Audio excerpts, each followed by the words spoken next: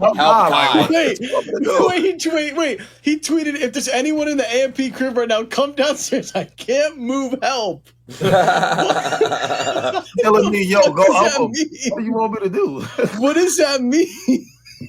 I've been brewing coffee. I'm gonna have to go back up top in a minute, and then we're chilling. What kind of coffee you drink? Tim Hortons fucking brew. I get the powder and I put that shit in a fucking coffee maker, yo. I learned how to do that a couple days ago. I take a cup, I put water in the back, then I put the coffee filter, like a little paper shit in the middle. I put the powder in it, close the top, and it starts brewing and whatnot. Oh wow. Bro, I didn't want to be insensitive, okay, and talk about like fucking, because it's like belief stuff, right? And I want to respect everybody, like fucking Twin Blade, Orch, and fucking Soulmate. That stuff is real. It's real. You can't say it's not real. It's beliefs, and it's just like I said, it's beliefs. It's opinion, I guess you could say. But I truly believe in it. I know Silky does.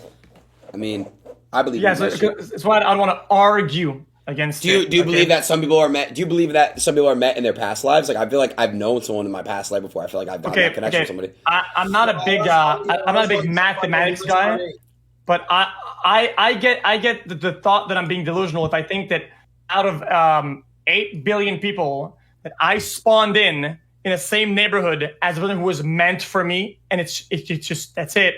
We're just spawned right there, and on the same fucking block. Like I think that's just so unlikely. That's what I'm saying. People die before they get to meet even their one person, bro. Right. It's facts. Okay.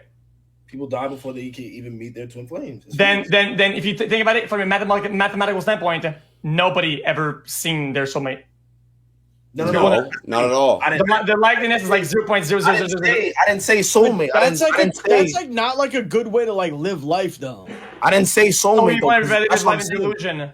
Yo, you can end up marrying. You can end up marrying your soulmate. Like you can end up marrying your soulmate. That's what I'm saying. You have one twin flame. There could be somebody out there that is literally like the mirror of what you want. Hold on, real quick. How do I ring him?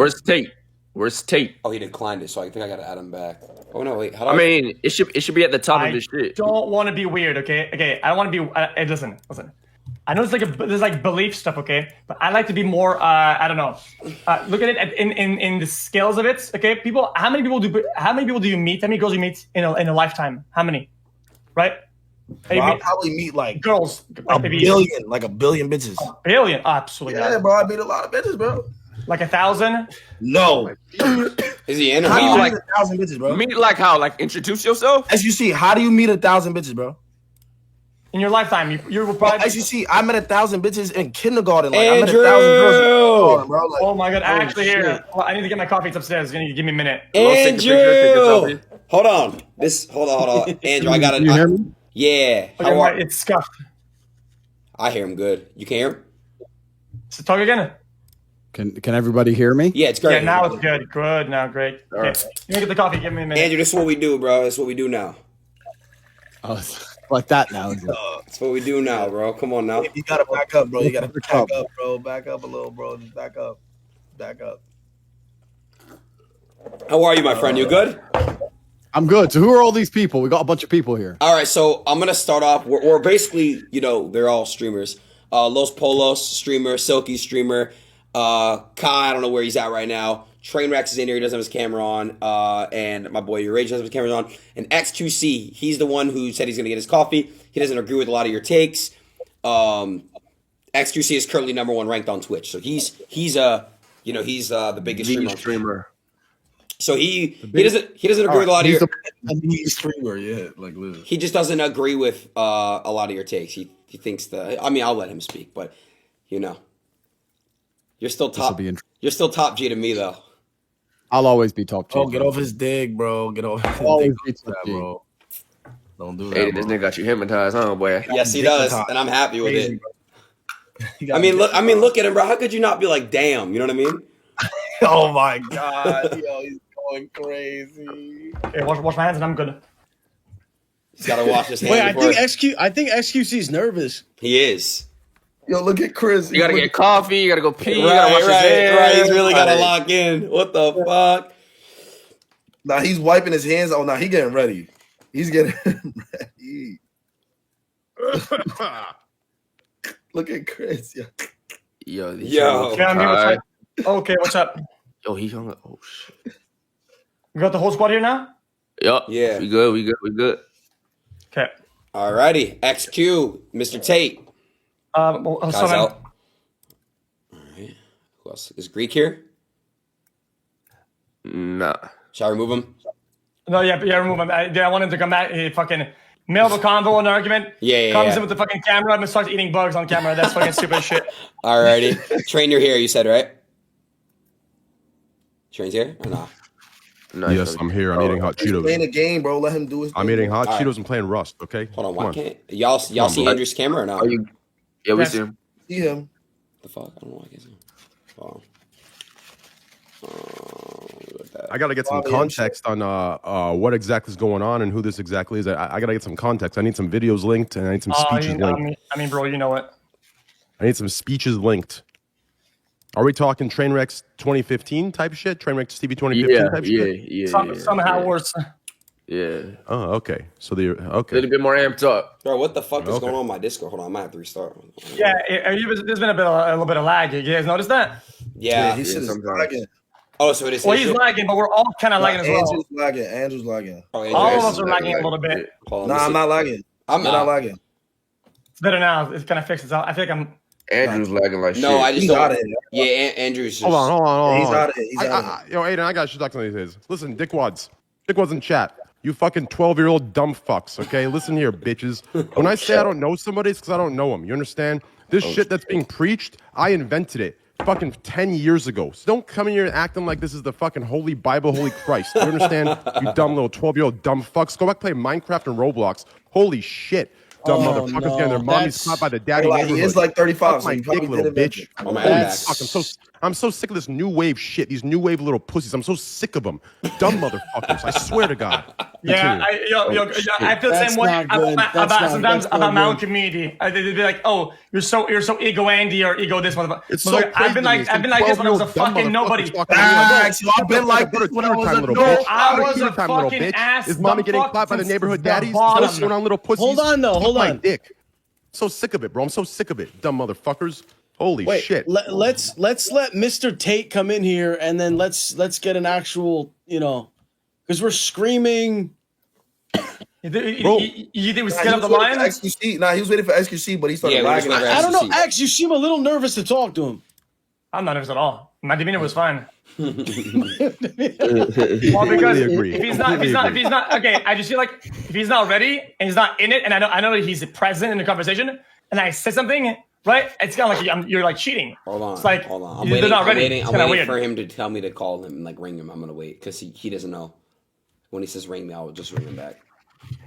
Message him, DM him. I am. I'm talking to him right now. Man, all of you guys got me a little annoyed right now. Listen, this is another human being. Like, why are you guys like acting as if this is like an alien that's flown from fucking Mars? That's what I'm saying. This is the top G. Bro. Nah, it is top G though. Bro, it's top G. Oh my god! In terms of what? What the? Bro, Los is screaming right now, bro. Listen, Los, I swear to God, if I bring you on Drake what? and you're acting like this, I swear to God, I'll remove you from the call. Yeah, I'll remove you from the exactly. call. Bro, Holy bro. shit! Like I expect this from Aiden, but God, bro, we are out have here. Like a bunch of Tate sexuals. Bro, Twitch is a place where people put content. We're fucking making content, motherfucker. He comes in here, technically the top G. I'm the top G motherfucking content. He should be fucking stressed out. I'm not stressed out. Wait, X, I don't lie. Face cam carries all you motherfuckers. You gotta say that when he joins the call. Hold on, you gotta say that when he's in the call. You can't say that when he's not in the call. Bro, yeah, you definitely got to keep us in X. You gotta. I said. I'm gonna make sure that the message. Hold on, I want to make something clear. I said what I said when he was in the call. That's number one. So don't get it twisted. I said what I said about the 12-year-olds talking about who brought up what and who talks about what. No, he was lagging. He was lagging. No, Trey. I'm not talking about you, Trey. I'm not talking about you. I'm not talking about you. Okay, Felix. okay. I'm mad at him, but hold on. Felix. Damn these 12-year-old Minecraft motherfuckers. In terms of knowledge, in terms of intellect. He's on your chat crazy right now. I mean, he's right though. I mean, guys, I don't know why y'all don't even disrespect Train like that, bro. He's been on that shit. Yesterday, you want to talk about the OG shit, motherfuckers? Go to YouTube, you little thing you jerk off to, you dumb motherfuckers. Oh my God. I invented that shit. You have to jerk your dicks off to right now, you dumb motherfuckers. Suck my little dick, dumb motherfuckers. Yeah, little dick. I said it, bitch. What's good? That shit's plastic when it's small. That's right, bitch. What's good? Little pussy. Yesterday, I had the top bunch of new wave mother. No, top bunch G. of new wave posers. That's what it is. New wave posers. They think You're they know. fighting ghosts. You're arguing somebody. You're fighting. What's you're happening punching right now? aerials, man. Who are you talking to? Which chat? Like, Los. Sorry, guys. I woke up. I'm not even trying to be Yo, weird. Aiden, get our fucking content and hurry the fuck up, bro. Hold on. I got you. I was waiting for him to say call. All I'm saying, yesterday I had the top G of beat making on Discord. I didn't feel any other way, man. This is whatever. They're here voluntarily, yo. It's not like I don't know. There's gonna be a bunch of top Gs. I feel like why is this guy more of a top G than somebody else? Like he's here right now. What top G of what? Oh shit, Los, you ready? oh my God, I don't know. XQC, it's a mistake, bro. Hey, what were you saying, X? Repeat Yeah, that. what were you saying? I said the top G of what? Oh no. What is Tate? The top G of what? The question. Stop. These people say you're the top G. The top G of what? Can you can we get a rundown first? An introduction? I'm back at the right time. Hopefully I don't have any internet issues. It seems for some reason my internet's a bit slow, so let me know if it cuts in and out. Broke internet. Yeah, top G of broke internet. Mods, do predictions. Who's gonna win? XQC. Well, I don't think Tate? I don't really feel, my friend, like I'm compelled to justify myself to you. If I Please start with introductions first. Where are you from? What country? Are you talking to me? Yes. Oh shit.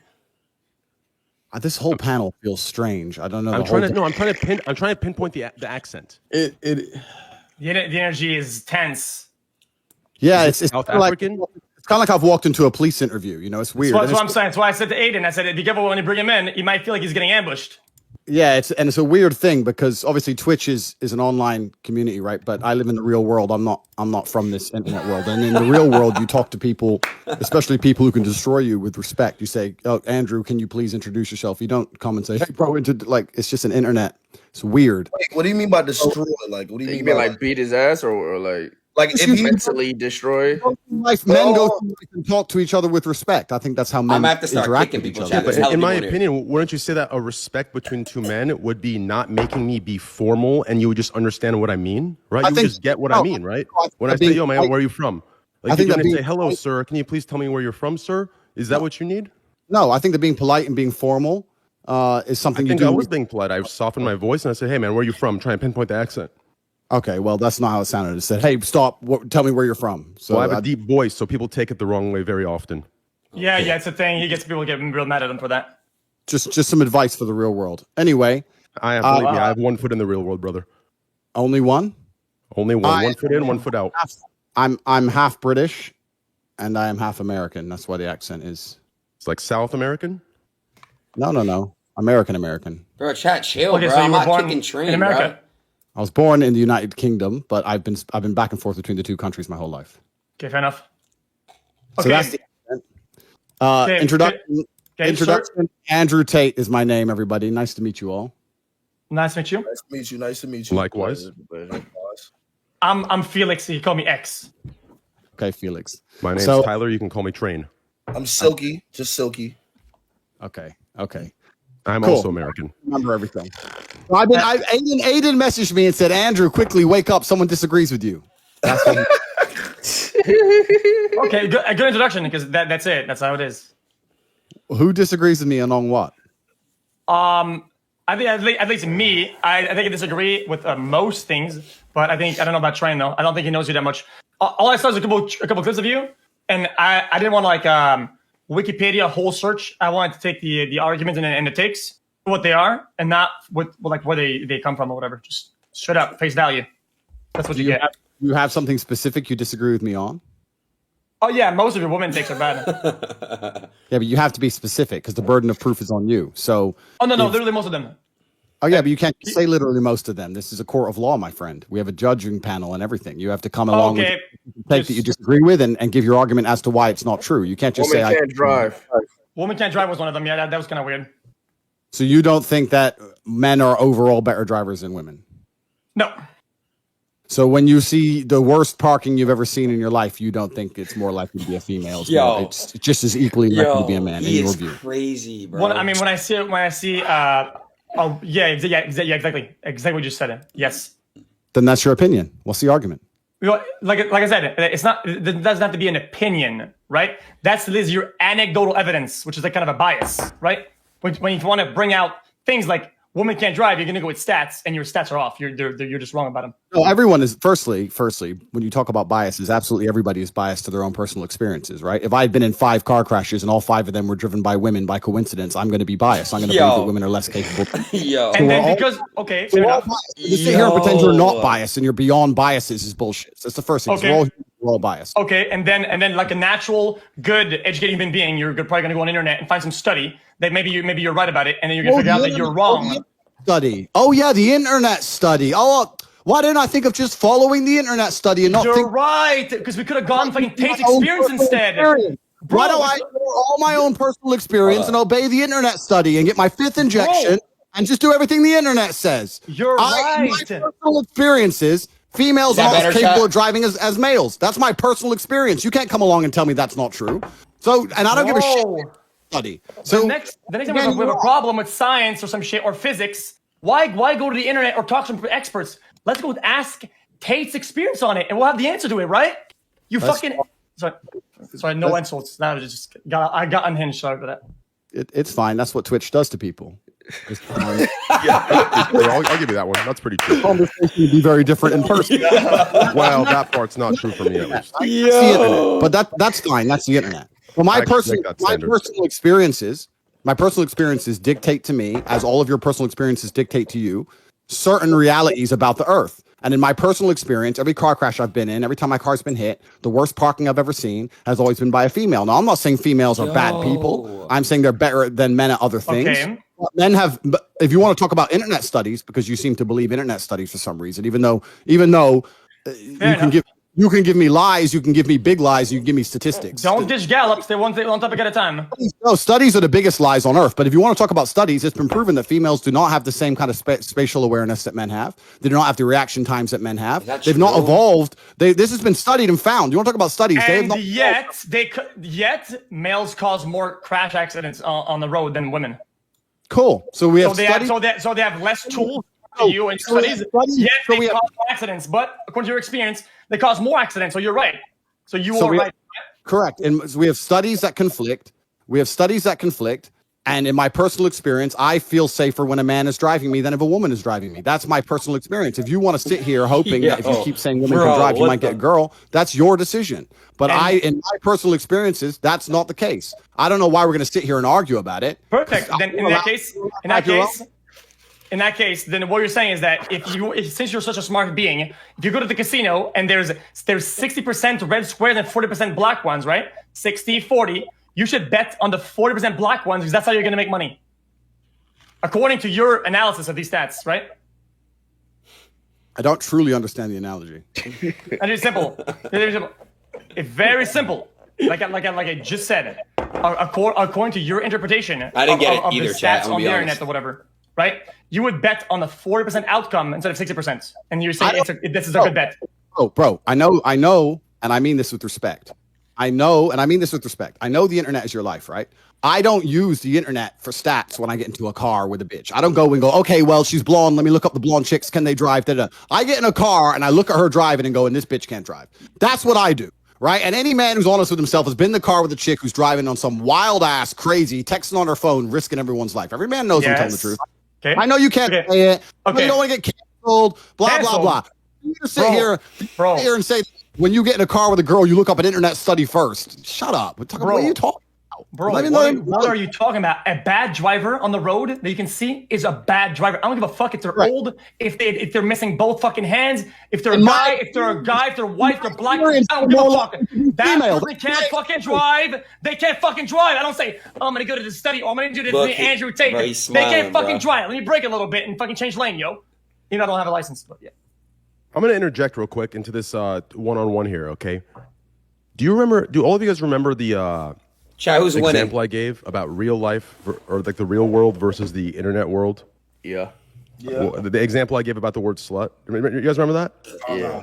I think I had that take exactly on point. In the real world, like I think when Andrew says what he's saying, right? Like, you know, the people get are like, oh yeah, I know what you're talking about, right?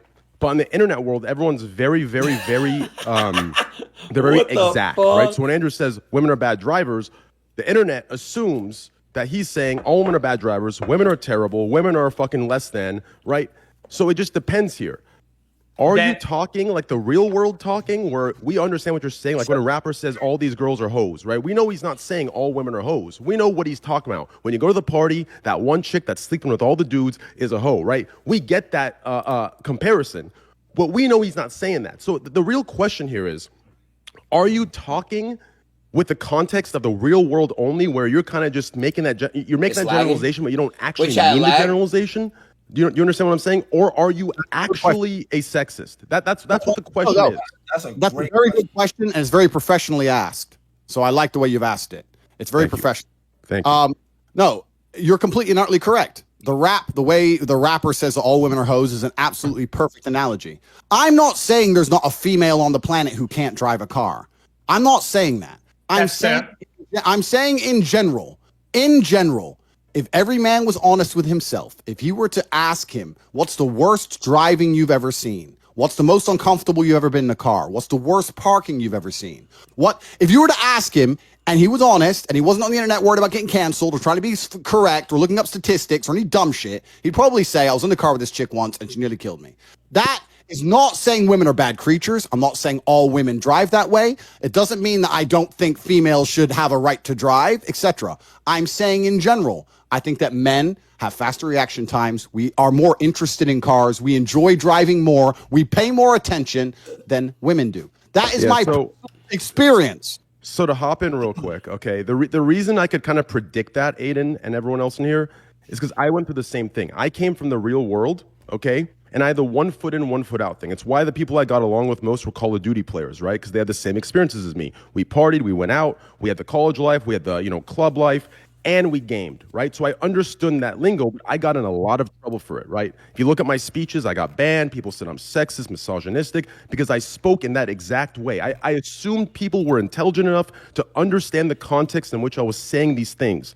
But the internet is not like that. The internet applies the worst case scenario, the worst possible context, and they will drill you for it. Shran, you're fighting ghosts. You're fighting ghosts. Nobody's saying that right now. We're not in that right now. We're talking. This is why I could predict that he is talking in the real world on the internet. That's the issue. That's the disconnect. You know, Train, I'm gonna go against you. I'm gonna say, you know whose fault that is? That is your fucking fault. I know why? Because you're a bad communicator. If you can't communicate your thought properly, so people understand it for what it is, now I can. then you are lacking skill in communication to make your point what it actually is. That is your problem. Real quick.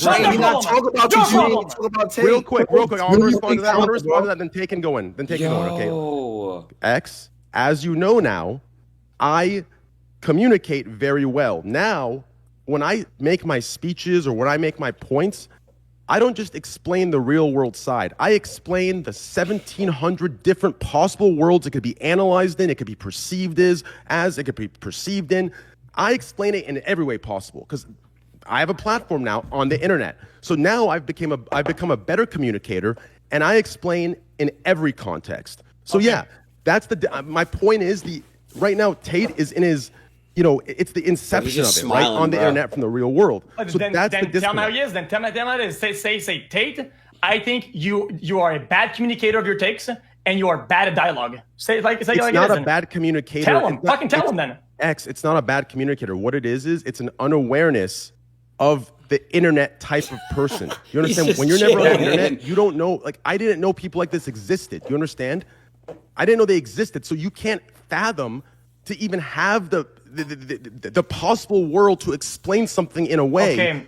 Or maybe he is aware, but he just doesn't give a fuck. Okay. Maybe that's the case. Then, Trent, if you make a statement and you say women can't drive, okay, it doesn't matter what your audience is, right?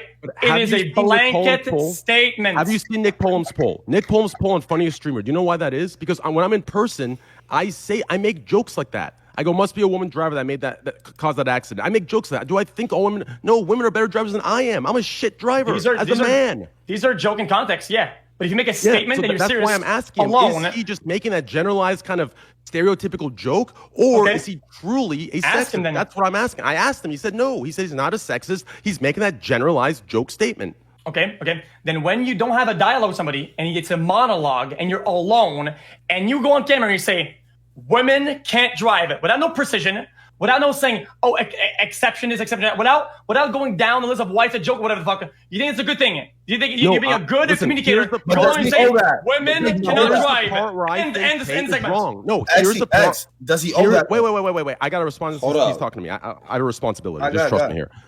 I apologize for interrupting you, but just hear me out here, okay? X. Yeah, I believe, listen, I don't think he has the experience on the internet yet to understand why he is in the wrong to make, I think there's a dramatization, right? I think he is intelligent and is aware of what he's doing. It's a dramatization for these dumb fucks in the chat that sit there and say, fuck yeah.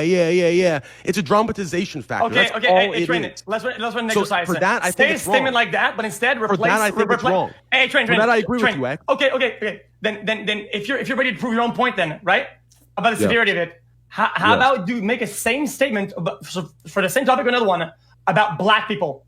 Go ahead. Do it now. Do it. But why would we do that? I made that point earlier. About the consistency argument.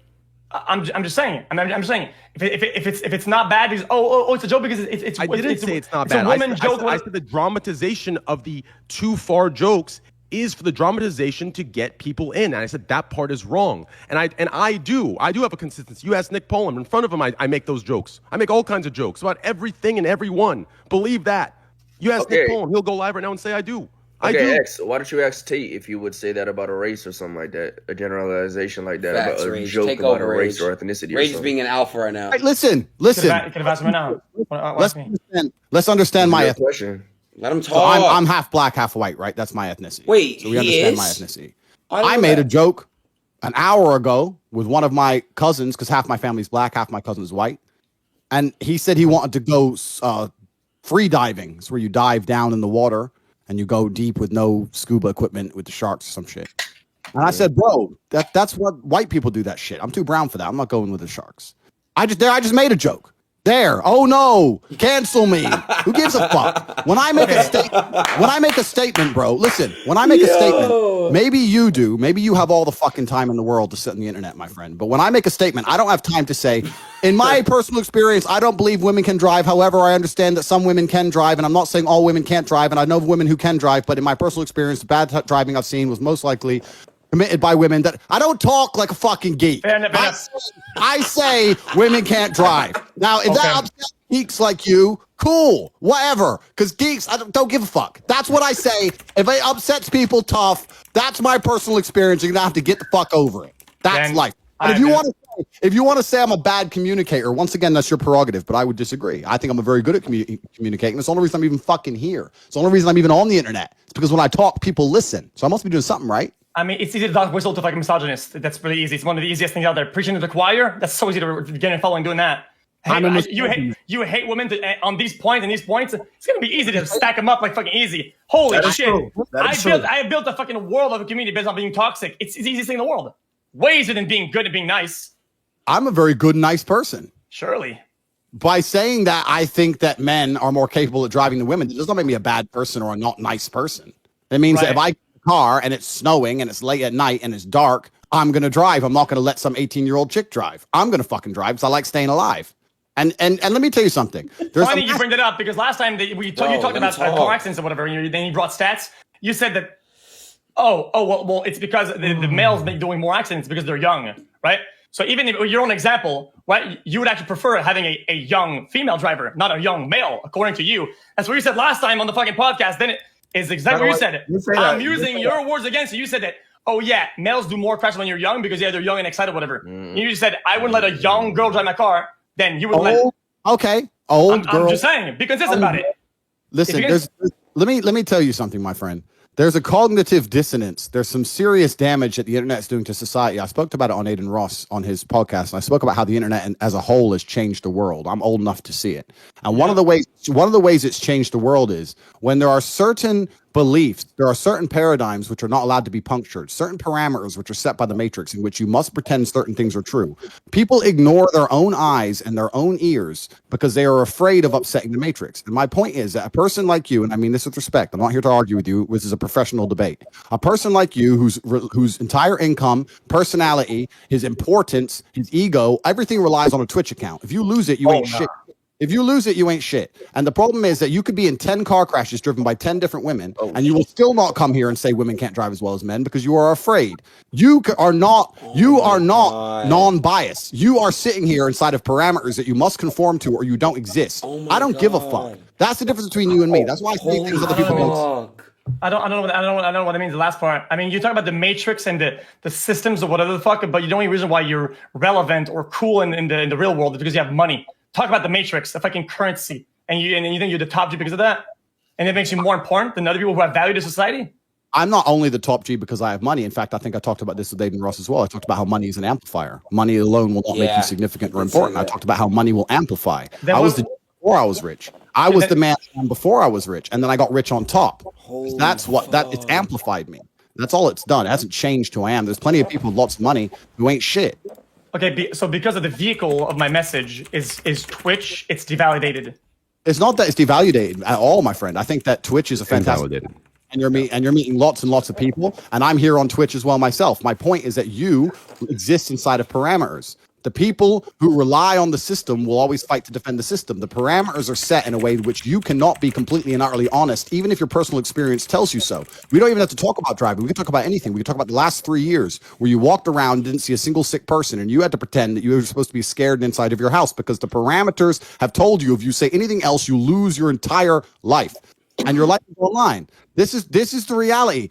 Not most people are not allowed to say what they think. Okay, this works both ways, though. It's not because you have harsher takes and crazier takes that this doesn't apply to you. I feel like you preach to the choir to fucking incels. Literally, that's like your bread and butter. Wait, isn't that TOS chat? So by extent, you try not to go against these opinions because you're going to lose these people. Like that's just how it is. So that's an interesting point of view, and we'll go into it in a second. But first things first, I want to clarify because, as I said, I'm a professional, and this is a professional debate. My takes are not harsh or extreme. Every single man, every single sports club, every single football team, every single group of men sitting around having a drink will make a joke about how women can't drive. Every single fucking one. So to sit here and pretend I have some extreme view is bullshit. It may be extreme on the internet where people are afraid. I broke internet, just lagged out. Oh my god, this is getting really good too. Hold on. I'm gonna say internet went. Yo, X, how you feeling during this halftime report? How you feeling about this conversation? I'm okay. I just X, he's kind of debunking you right now. I'm not gonna lie. I'm only questioning. I haven't even started making takes and saying things. I'm just questioning. I'm not debunking X. I'm questioning it. I'm not even making statements yet. He's not debunking X, but there's a couple points he brings up that I feel like I do preach about PG-13 streamers and the parameters set by Twitch and the general public that make the PG-13ers say things when I know for a fact they don't. Yo, chat, somebody said XQC is the one need off their job or their income from the stream. No, that was crazy. That was crazy. You cannot prove a statement. You cannot prove a statement is being made because of the fucking loss of income or whatever the fuck. Because I would have way more proof. No, not the you though, exact but opposite. it doesn't apply to you, X. It doesn't apply to you. It applies to.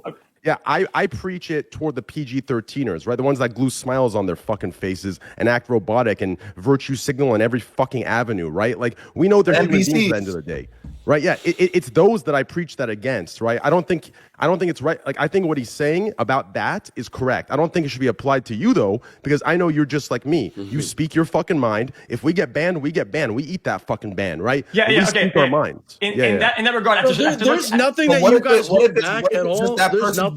Fuck no. Why would I? Do you watch my streams, Los Pollos? Do you watch them? Dude, you know I watch your. I'm saying those like motherfuckers hate me, bro. You're saying that there's nothing. I'm saying there's nothing that you've ever had to hold back on The only thing I hold back on are the jokes that Nick Poland has said. If I could say on stream, I'd be the funniest streamer on the planet. It's my jokes. The jokes I hold back because the jokes are the only things I hold back. But my views and my opinions, I say them straight out and I'm hated. Now, I for sure had to hold back on some of the jokes. The reality is, when you're live, like 20... hold back on jokes. We all hold back, bro. Come on. We all do. Only for jokes. Yeah, like, if you're saying no, that's kind of like...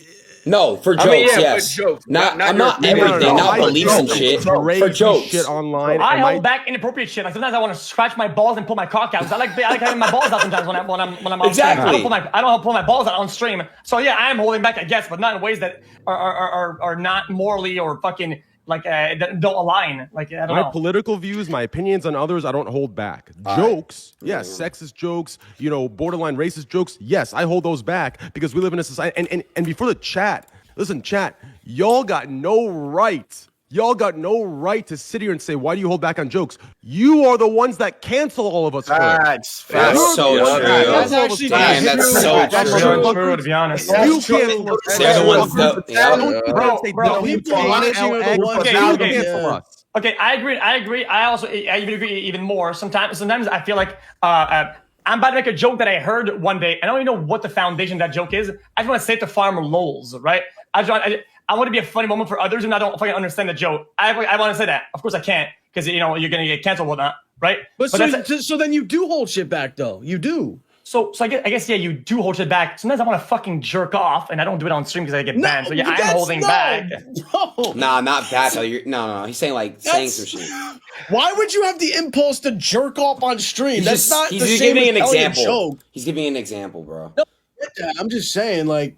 Well, it's not whataboutism either. I'm just saying there's a lot of things that you do hold back that are inappropriate. Just like in the real world, when you have a real conversation with somebody, you hold back certain things. It's not about being inappropriate. Yeah, but I've never been having a conversation with someone and wanted to jerk off. Like, I'm not a psycho. I go to a party, okay? I go to a party, and I meet this group of people, and this girl has gigantic titties, and I'm a big titty guy. I look at it, I want to say, oh my god, these are huge tits. I like them a lot.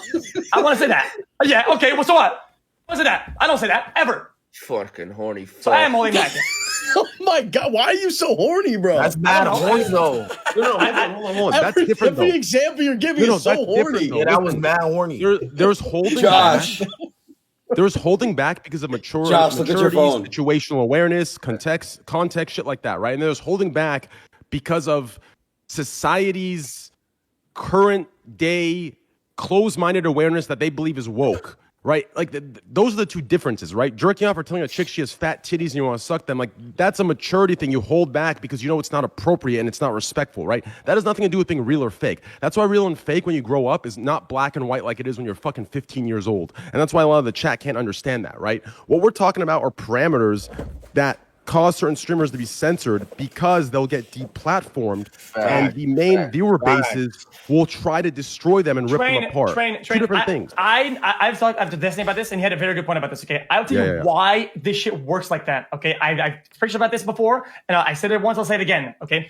The problem with these things, okay, is that when we have people that are literally anti-woman or anti-whatever race or whatever, right?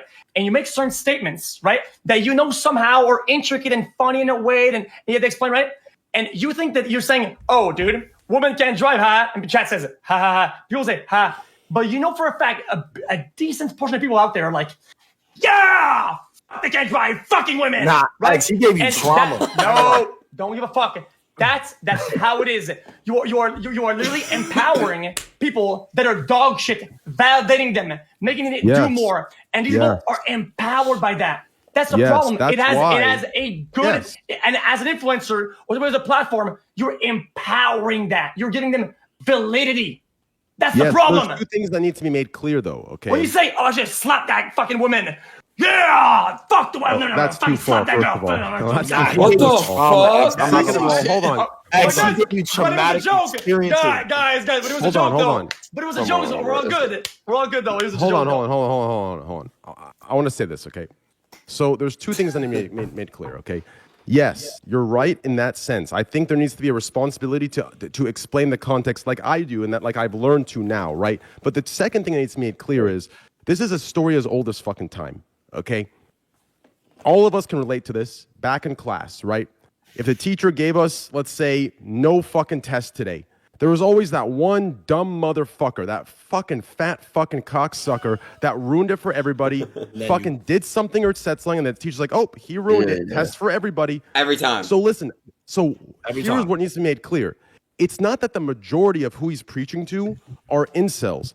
It's that there is going to be a small percentage of incels that don't understand what the majority of the group that's listening to him, he doesn't understand the context of it, because he is actually an incel. He is actually a sexist, right? Exactly. That small percentage. Yes. So here's the thing. It's not that he's preaching to a general huge population of incels. It's that he has to go above and beyond and ruin the time of the greater population that understands it's a joke, worrying about and be clear for the small percentage of incels and actual sexists. If that's what you have to do, if that's what you have to do to stop, if that's the caution it takes in your dialogue to prevent people from doing crazy shit out there, right? Then so fucking be it. If that's the price for people to die less often. Yeah, chat, who's winning so far? Tate's running back right now, guys. He said he just restarted his internet. Be it. Yeah, I don't give a fuck. Listen, if those people already like that, X is right. And they're gonna be like that no matter what, bro. But listen, Los, it doesn't matter if Tate is saying something or not. Los, you can't change Tate. He's already Los, listen. X is right, okay?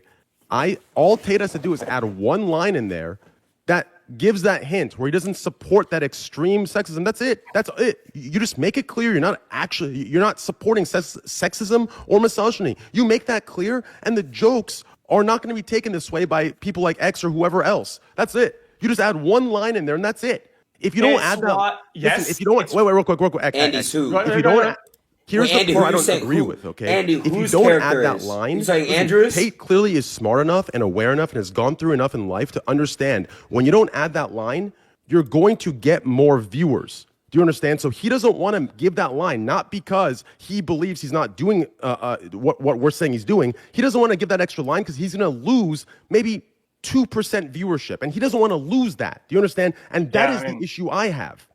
Exactly. It's why I thought it was ironic that he speaks of the Matrix when it comes down to us losing income, whatever the fuck. When he actually partakes in that Matrix for the attention or money that he gets with his rants, knowing very well that he doesn't mean it in a certain way, but gains more by saying that to the people who are like that. He's part of that same Matrix. He's like delusional that he doesn't. That's delusional. Yeah, but it's like an illusion. Like he doesn't want to lose the illusion. Like, listen. Then he's deluded and he needs some help. Like there's a certain point. He's doing. I mean, he knows what he just doesn't care enough. Yeah, when he comes back in his call, tell him you're a clown and you act in a ways the game, and you're part of the Matrix. Dumb fuck. Same. Tell him the shit that you said about like, oh, what about Borat, who's like clearly like an offensive character. Yes, but like it's like for entertainment. Like, why can't we just look at this guy as like just entertainment? Why does it have to be so deeply dissected? Like. It's not. He's not. If it was like that for entertainment, Los just cracked the code. Literally, facts. What do you mean? Because, like me personally, I look at it. I don't watch a religion, but I look at it as I don't take this nigga serious. It's entertainment. Nah, Los, what you just said. It has to be a balance. Los, what you just said. Not everybody can be as positive as you, bro. It's facts. Not everybody can be. Los Polos, what you just said is 100% true. Positivity. That's what I'm saying. He's a character, bro. Gladly lose. He's a character, and it's like don't get. You went up. Then let's all doing your thing. Being toxic. That's him. Then let's not even be here and just close the call. No, okay. There's no point being here. Then there's no point. No, I'm not kidding. There's no point. Millions of people like you spreading a good message, and me seeing Tate troll or whatever the fuck he's doing. I'm not gonna feel the need to like, oh my god, you're a fucking terrible person. Okay, then I'd rather spend my time doing other shit than empower fake dog shit messages that are translating to comedy for entertainment. Yes, that's while why we have causing real life damage. I'll give a good example. I will lose on it. I don't give a fuck. That's why we have you to watch you to when we want to be serious and we're being dead ass. That's what we want to see. It's like a motherfucker like XQC. Yeah. Hey, I have a good example.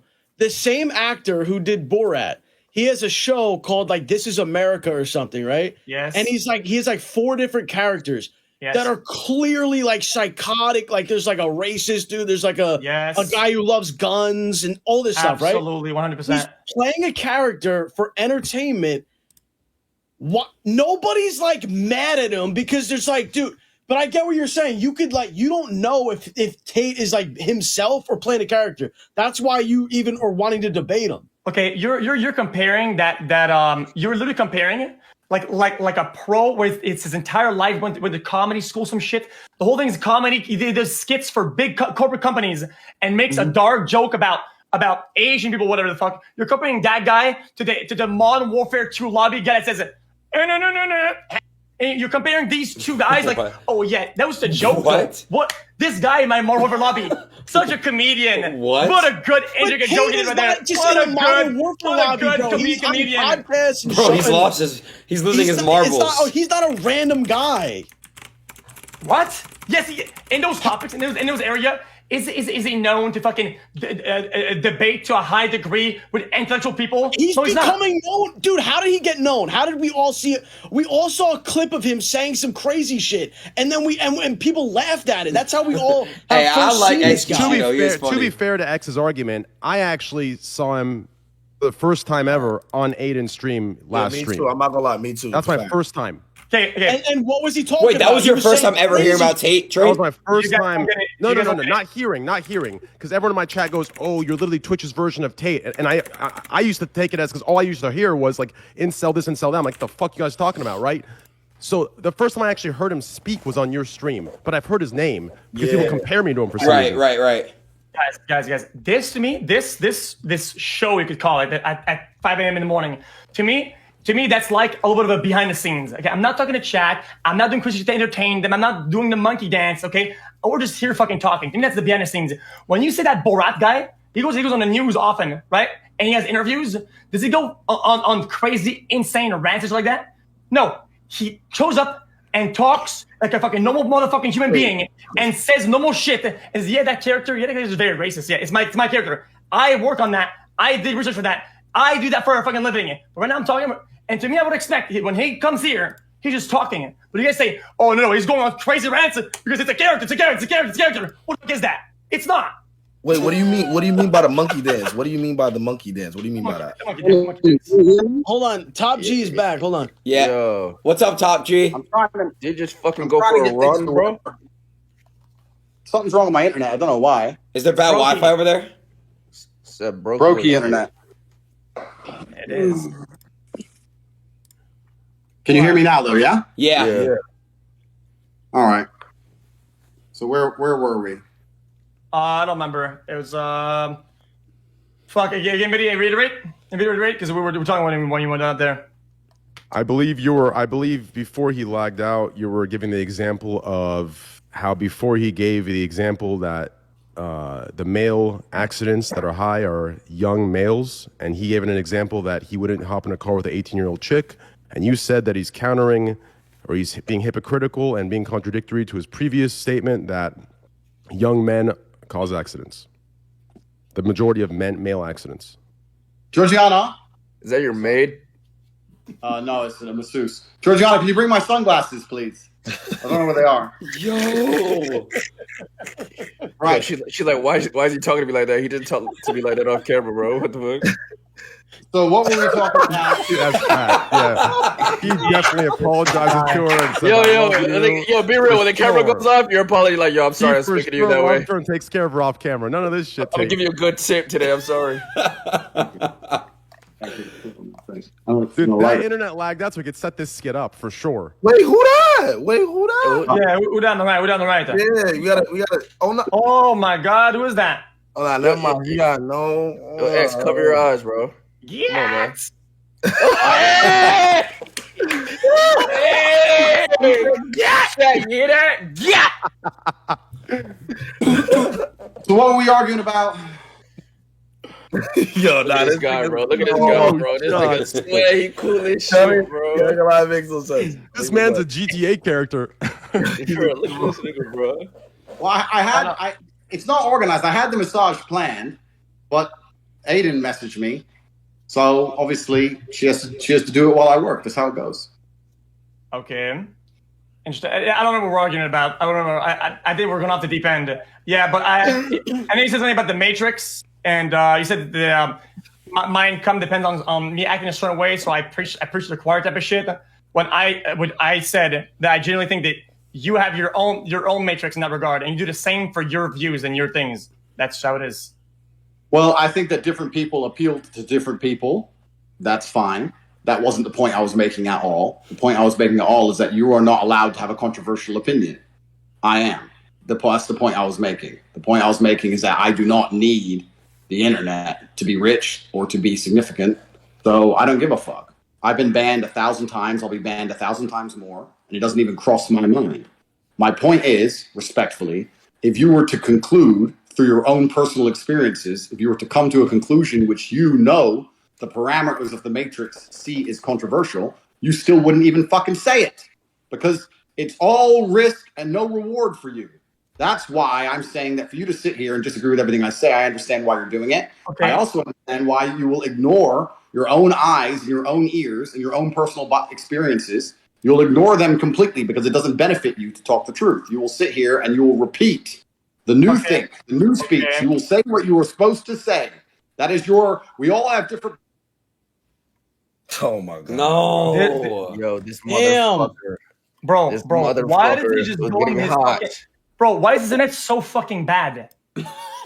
No!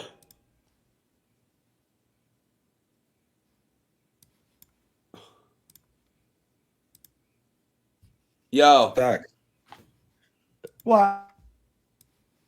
We can't see anymore. Yeah, I mean, I was gonna argue that. What are you saying? It just doesn't really make sense. XQ, like, are you the one booting him? The RPT Wi-Fi. Yeah. Dude, I think that you're trying to argue with him, and it'll never work. Yeah, it's not gonna work because he's never gonna sit there and like admit like, oh, you're right. Like that's not his character. He's never gonna say you're right. I ain't gonna lie. I think you guys are literally polar opposites. Like you guys are just basically. And if we know it's the character, why are we even here and talking about this shit? We should talk about how women should do this and that and have fun with some bullshit fucking comedy skit. And why the fuck are we doing this anyway then? I mean, his whole thing right now is like he's free and he's not held by the internet and shit. Every time I win an argument, you only say this argument for entertainment, and because it's content or wacky or whatever the fuck. But what if it's not for entertainment though? Oh man, I mean, Lowe said that absolutely 100 it was. So why bother? I thought all of this is supposed to be entertainment, like everything. I mean, everything it's entertaining in its own way. The fact that it's kind of real to a certain point is also making it more entertaining. Yeah, it is kind of like I believe Tate believes all this shit, but all the extra shocking fucking clips that you see, it's entertainment. Like it's pure entertainment. But what he's speaking right now, I think it's a bigger exaggeration of the truth. Like literally, a big exaggeration of his truth. Like I said, the fact that it has a portion of real, right, or a good amount of it, it's what's even more entertaining. That's kind of how it works. Why is a prank good to watch on YouTube? Because it's real. The faker the pranks get, the less it's consumable, and you like watching it. And a fucking story. It has to be somewhat authentic, right? Except you're Tate, saying that bro. this guy is entire I love him. rants and all of his takes are all prefabricated for maximum entertainment, and none of it is real, which I think is a complete fucking, it's an absolute oversight. The Matrix doesn't want you. Can you see? Yeah. You can see, yeah. Someone's shutting me down. No, Andrew's saying that the Matrix, which I agree, does not want him to talk. I agree because like it's shut him down all the time. W translator. I'm not dick sucking, Silky. Somebody's stopping the fucking connection. You're putting it all in there, bro. Just chill. Tell him dumb shit, bro. Telling you, agents. Maybe we could talk about another topic, and then maybe it's gonna be less controversial and be less Matrixers somehow. Less. Bro, I don't get it. I was told that you disagree with everything I say, so I'm just here to. Yeah, mostly. I mean, some of the motivational shit or whatever the fuck, it's like reiterated stuff that you hear on fucking billionaire self-help books or some shit, which are fine. I think I agree with a lot of them. I'm not gonna fucking dick ride and say that I agree with the rest of them because that's what people do, you know. You say a lot of true shit and you slip some dog shit in the middle, and then people will take it as a truth, which is fair. Well, Well, I don't try and slip dog shit into my views. My views are my views, and they're based on my personal experiences, and I don't try and slip dog shit in. I don't attempt to do that on purpose. I don't think it's dick riding to agree with everything someone says either. I don't think it's dick riding to agree with people. Thank you. The internet's, like I said, I'm new to all this space. It's weird. It's a weird place. Like if I were to come along and say I 100% agree with all of the things that X man says, people are going to insult me for that. I'm not saying I agree with every single thing about his being, but the things he says on the internet, I may agree with all of them. What's wrong with that? Yeah, I see. I also agree with that. I also agree that this new this thing of meta of saying, "Oh, dick ride" or whatever, because you generally agree with all the takes. It just so happened to it. People say dick riding. That's fucking stupid. I also agree. Okay, but other than that, though, I just feel like a lot of times, like I said, I agree with some of your good takes, right, about things that are motivational, whatever the fuck, right? Whenever you just slip in some garbage, right? It happens a lot. Hold on. X, you might have frozen. Do you see it? You think you see it? Tate, look at him. Look at him, bro. He's done, Look bro. at him, bro. He's done, bro. He's having the time of his fucking life in that image, bro. He's having the time of his life. Hey, man. Angelado X. What? That's cap, bro. Like if you like that's what I'm saying. Like Aiden will deliberately agree with anything a certain person says, and that's dick rider, bro. It's why I'm here. What did I say tonight that was dick riding? Explain. Because last time you just said that the Matrix doesn't want him to. Bro, I'm trolling, bro. Like, do I really think the Matrix is stopping this shit? No, bro, I'm trolling, bro. Come on. Nah, I think even last time in the fucking dating show, whatever the fuck. A lot of times, you are kind of dick riding it. When you nod your head and you say yes, it's kind of like soft, but it's still there. I feel like Aiden just easily persuaded. Yes, he is. I think the motherfucker talking just has to sound like he knows what he's talking on. Aiden be like, oh, okay. Bro, I don't mind Aiden. I think he does it so the people fucking give us some entertainment, motherfucker. Okay, I'm sure he doesn't like some of the songs, some of the rappers that come on the stream a lot. And he thinks they're dog shit songs, right? Because they're good and www, so they come on the show and they fucking talk to him for a little bit. Okay, that's okay too. I don't see a problem with that. That's fine. Dick rider, XQC. That is a form of dick rider. If you personally think a rapper is trash. Yes. And you still bring him on the platform because your fans think it's fire. That's dick riding. All right, it's why I don't do that because I would assume a person that coming back. Thinks he said tonight though. He said tonight though. He'll do it. Okay, a person. Okay, so why my takes about music are clear. This guy makes bad songs, and I like his music. And you know what? You know, dude. I would appreciate it if they would still come on the stream to talk about other shit or about the music or whatever. Yeah, it's still a good conversation. To be fair, I'm not bringing no rapper on my stream that I think the music is trash, bro. I'm sorry, bro. Hold on. What do we need to talk about? Unless if it's to debate about the trash music, I wouldn't know. That is so inexperienced. That is so young. Listen. Bro. A rapper isn't just his music. You could like the dude as a person. That's different though. That's different, right? Different. Yeah, that's different. Talking to somebody who's successful in his own field and his own way is interesting. But if you clearly don't like their music and then you get in, oh my god, this is fine. Play me some of your new shit. You fucking with it like, no, I can't. Oh, he's gonna try one more time. He's gonna try one more time. Hold on. I gonna lie, I'm gonna holla at y'all though. I'm about to go to sleep. I ain't gonna lie. I'm too tired. I need to, bro. I appreciate y'all. X, you staying? I can get it back in here. You staying? Yes. Right. Yeah, bro. Well, I wish you guys understood how many teams I've made for tournaments with people that I actually think that are bad players or bad streamers, and I tell them I don't give a fuck. Honestly, the problem is I don't watch or consume your content because I don't enjoy it. Why did you take that as a personal attack? Oh my god, every people that are around in my industry need to like my shit and like watching my bro. Why do you have to? You don't. People have very specific takes. I would feel insulted if somebody came in here and said, you like my content just to connect with me, right? Just to connect with me. They said they like my shit. I'm more insulted by that than somebody who's saying that they don't like my content. It's true. What you're saying is true. I think it's more so like, let's say I don't like Drake music and Drake wants to be on my stream. I'm not going to change up, I like Drake music. I'm like, no, he's still kind of mid to me, but we could talk about it on the stream. We could talk about it. Who's mid to you? Wait, you broke up a little bit. Who's mid to you? Drake is not mid. Drake isn't mid. I was just a hypothetical. Oh, okay. I was just checking. Hypothetical, Yeah, I was just saying. Like last time I spoke with was it Lil Uzi, Vert, everyone on the stream, and I talked to him a little bit, right?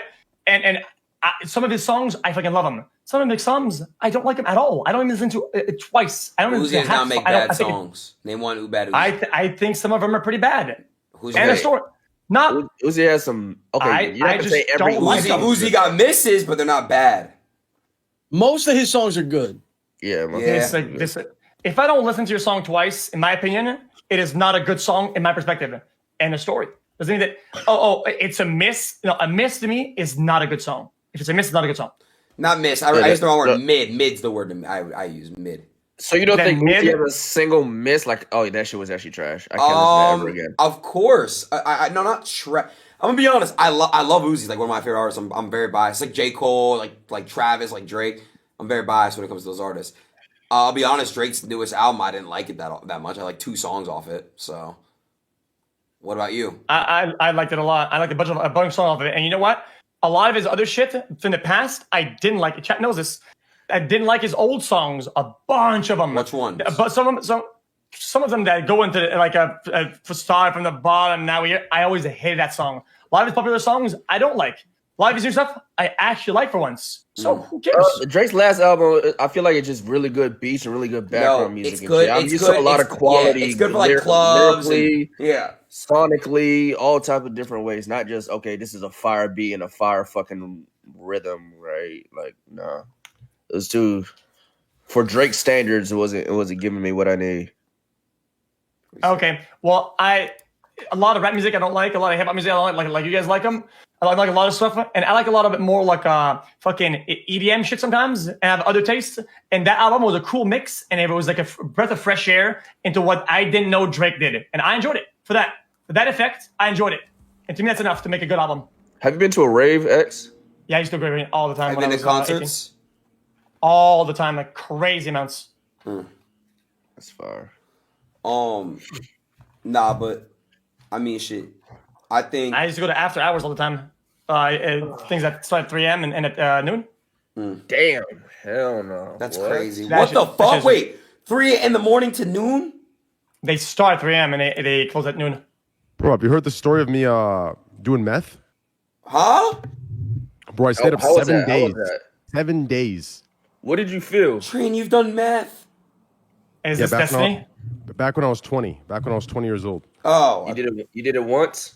Yeah. I was hooked on heroin for 4 years, and I did meth once. Yeah. Damn. Yeah. But, dude, meth was crazy. Listen, bro, here's what happened, okay? But guys, don't do drugs ever. But pretty much, listen, here's how you know that shit's fucked up. Yeah. So it was like, I still mix up the days a little bit, but you'll pretty much get the gist of it, okay? So like Thursday night, 2 a.m.-ish, we, smoke some meth, go to the casino, do whatever the fuck, right? Wait, what? Smoke what? Meth. Just hear me out. Listen. I remember coming back home at like 6 a.m. or some shit, right? And this dude puts on the worst possible game you could on PlayStation, right? He puts on like MLB. So we're playing MLB on PlayStation, right? We're playing, and all I remember is I decide to get up, go outside and check my phone just to kind of stretch a little bit because he had this tiny apartment. I had like 180 missed calls.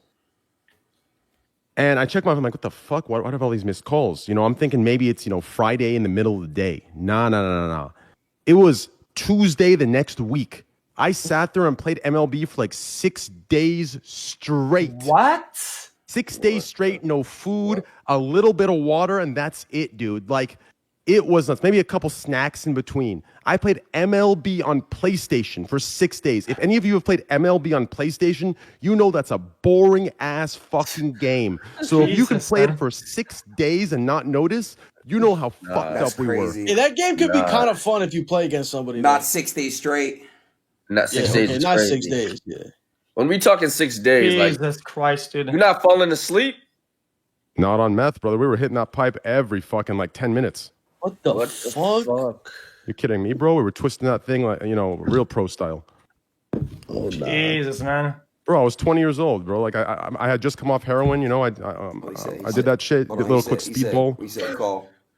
A lot of people don't know this about me. Like, I've been like trust me, I've had my experiences and my, I've been on the bad parts of, life. That's, kind of how I've become who I am. Yeah. I'm a little Understood. pussy. I haven't tried a drug in my life. Well, you shouldn't. Bro, 6 days though, man. Wait, you never had weed? You never tried weed? Not yet. Trent, I thought you were gonna say something like addy shit where you fucking double down No. and you're fucking doing like your room and like clean the whole room in your mom's room and you went to the basement and start fucking clean the bin and you fucking rebuild the entire fucking room set, dude. Train like 3 years I ago. was gonna go Train on like 3 6 years. days though. 3 years ago when I first graduated and I first moved to LA. Like I remember I was outside of this like club and I hit someone's weed and they like put shit in it, bro, and I got laced like bad. What, like some White Widow or some shit, like some cocaine? It was coke. Good. Finally. Look at this guy, bro. And That's not White Widow right there. And Benny, I think it's called. It's just it makes you tired. It's like a whatever. But the point is, I was so young, just tripping the fuck out, bro. Like, and that's what, like, it's crazy. Yeah. Like that shit was like really scary for me. I was like really, I had a bad anxiety attack. It was fucked up. I can add the lady if she's a paid actor.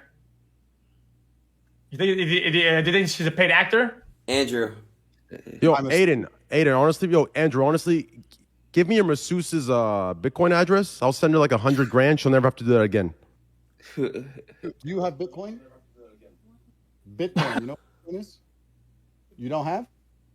I'm gonna set you up because this baller here is gonna send you $100,000. I know he wouldn't lie online. I wouldn't lie. See, Oh, he thinks, shit. yeah. He thinks he's capping. He thinks Train's actually capping. Oh man, you have no idea.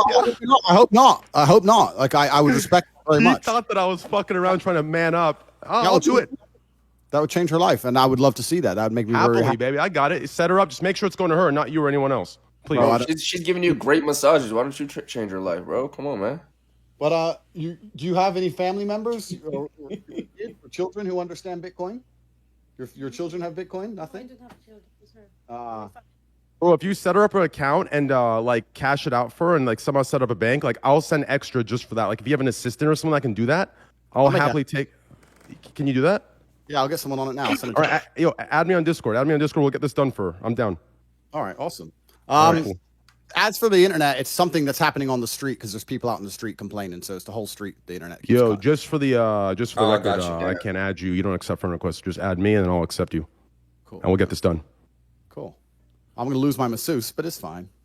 Nah, she won't leave you. If anything, she'll love you more for this because this is the opportunity given, right? You brought her on the platform, and I gave her 100,000. You're right, but I don't have a clue how to add people as friends, bro. I'm an old man. You see that big ass nose right there? That big ass nose picture? Just click that right there. Right click it. Go to profile and then go to send friend request. The one that says train wreck, right clicking. Bro, I have a question. Bro, how did you start and how did you make money? Yeah, Me. he's the fucking fit. Oh, okay. How'd you become the richest man on the planet, trillionaire or some shit? Trillionaire. Yeah, how'd that happen? So I was a kickboxer for a long time. I was fighting for money. There's not that much money in kickboxing. And then my first serious entrepreneurial, I mean, I ran lots of businesses, did this, did that. Some things. Like what? You can't.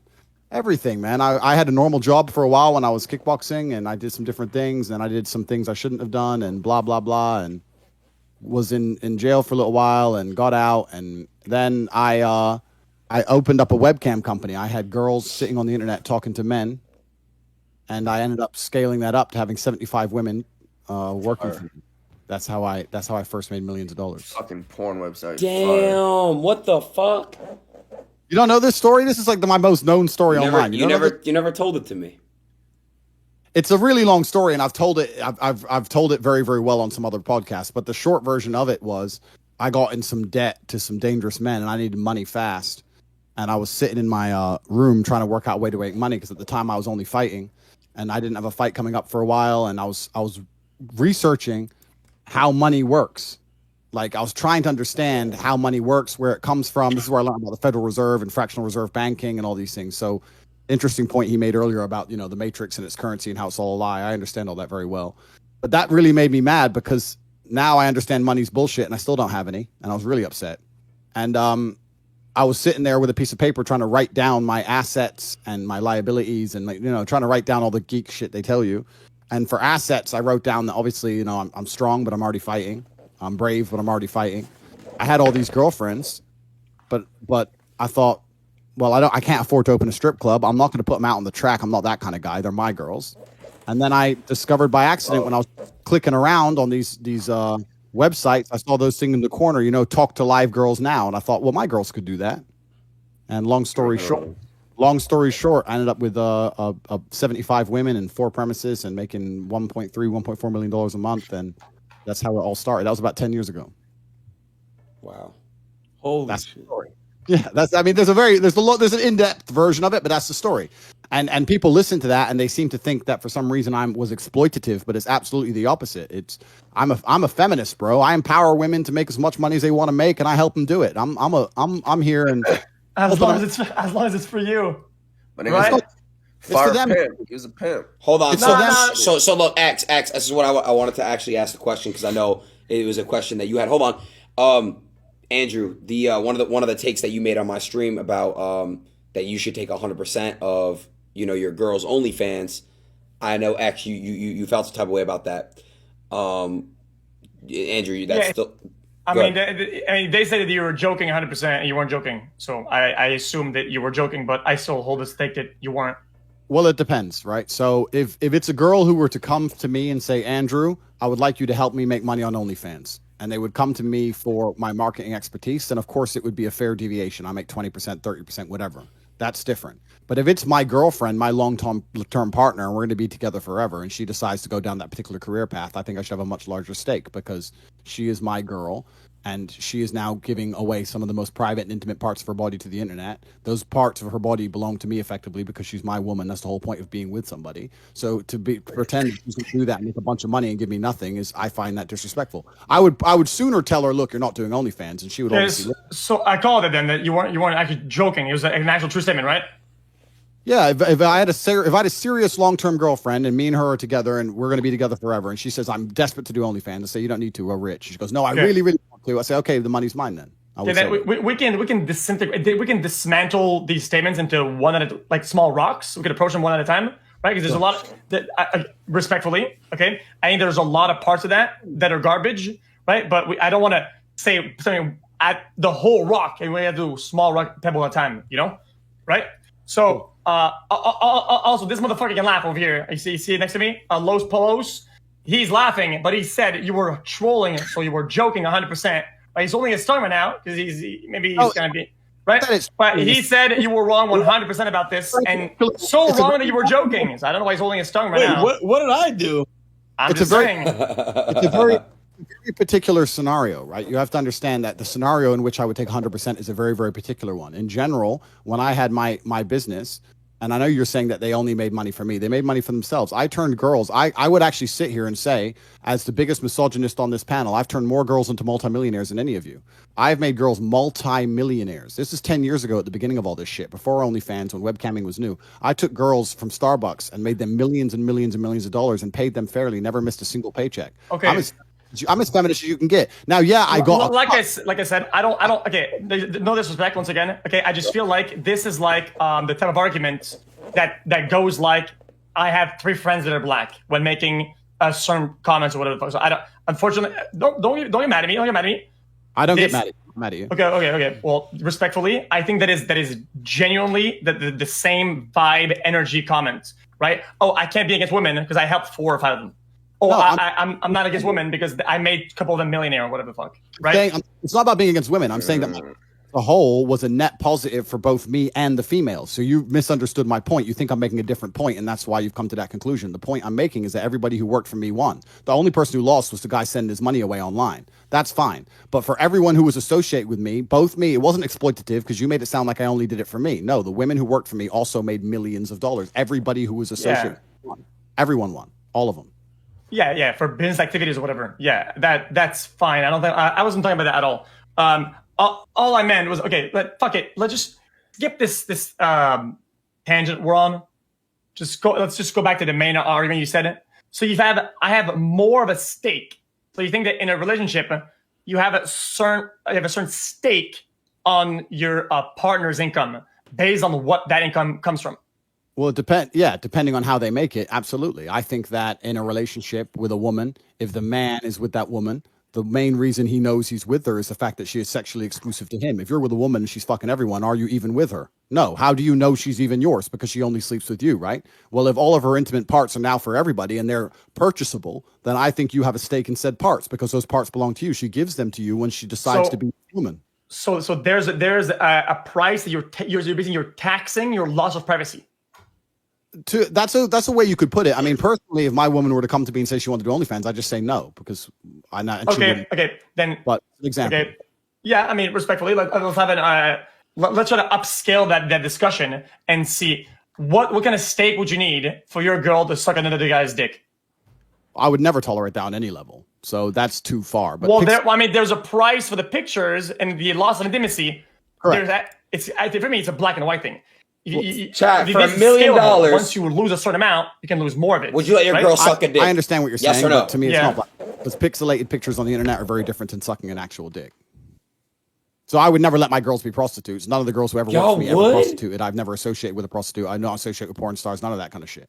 But I had very wholesome girls with pictures of their titties on the internet 10 years ago who made themselves millionaires, yes. And now they are happily married with somebody or whatever. Or some of them are still with me. It doesn't matter. But I was never like getting girls to prostitute or hardcore pimping along that line. I use the word pimp because I had a lot of women who worked for me and they were all beautiful and it sounds cool. But truthfully, I don't even really see myself in that regard. I think I'm less of a pimp than most corporations. The girls who work for me 50%. You don't get 50% of the cash register when you work at McDonald's. Okay, people can be pimps and companies can be pimps to a certain level, right? Which has anything to do with you being a certain level of a pimp. I think I don't think if your girl is doing something, an activity of her own will, I feel like taxing her that's being a pimp, like quite literally. You are pimping at the wazoo. Yeah, you are pimping. I understand, and maybe you've never had the kind of relationships I've had with my women, but any woman I'm with decides to, by her own free will, submit to me because she sees me as her intellectual superior. She sees me as her life superior. She looks up to me and she respects me, and she sees me as God. And for that reason, if she were to come along and say, do OnlyFans, and I said no, she wouldn't do it. But if she insisted on doing it, I would sit here and say, look, I'm unhappy with you doing this, making a bunch of money off of parts which are supposed to be intimate only for me. If this is going to happen, I need to have some kind of compensation for my unhappiness. Yes. And she would understand and she would pay me. But this is not a scenario I need to be involved in. This is just a hypothetical, right? But all the girls who worked for me, they were not romantically involved. They were girls who decided to make a bunch of money and they came to the best of the business, which was me. So you would be okay with then paying them for their discomfort in other areas then? That'd be something that you're open to? Sure. I mean, that's an interesting way to look at it. I mean, I think that all men do naturally anyway, right? I understand your point you're making, so let's extrapolate on it. You're saying that if I do something that they're unhappy with, I should give them money.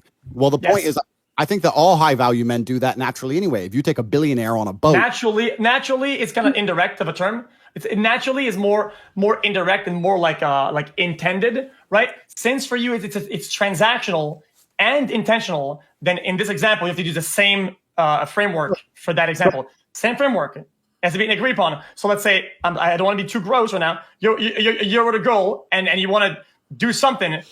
You're okay with the thing of saying, okay, well, I kind of want to do that. I'll give you 10K. I understand what you're saying. I don't think it works exactly that way, but I think that all men, especially high-value men, are already in a transactional relationship to some regard, and that's not a bad thing. That's natural human nature. And the point I'm trying to make is that if you're a truly high-status male, if you're a billionaire with a yacht and you have 10 girls on that boat, the woman who's in love with you is going to let you fuck 9 other women in front of her because she gets to be on a billionaire's yacht. She gets to go to private islands. She gets to not have to work. She gets to run around on jet skis and take Instagram pictures. So to some degree, are you not paying her for her compliance? To some degree, are you not rewarding her for her being in a situation that she's not completely happy with?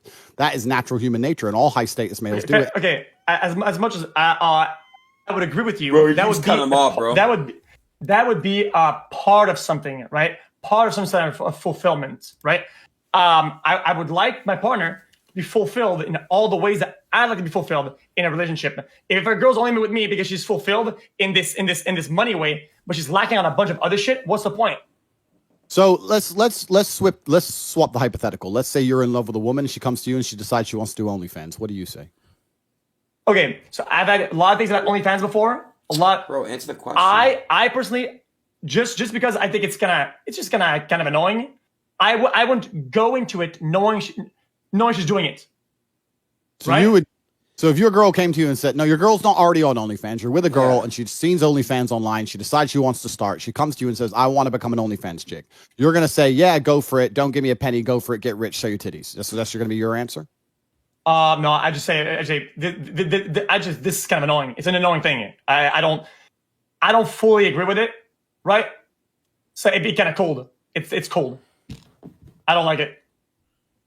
Well, this is the point. So I think it's you're and I understand this is really interesting what Train said earlier about internet language, because when you make a point, you have to be very, very careful with what you say. It's almost like politicians speak. But you're saying it's annoying. I wouldn't like it. Well, I'd say you're not allowed. That's what I'd say. I'd say you're not allowed to be on OnlyFans if you're my girl. Okay.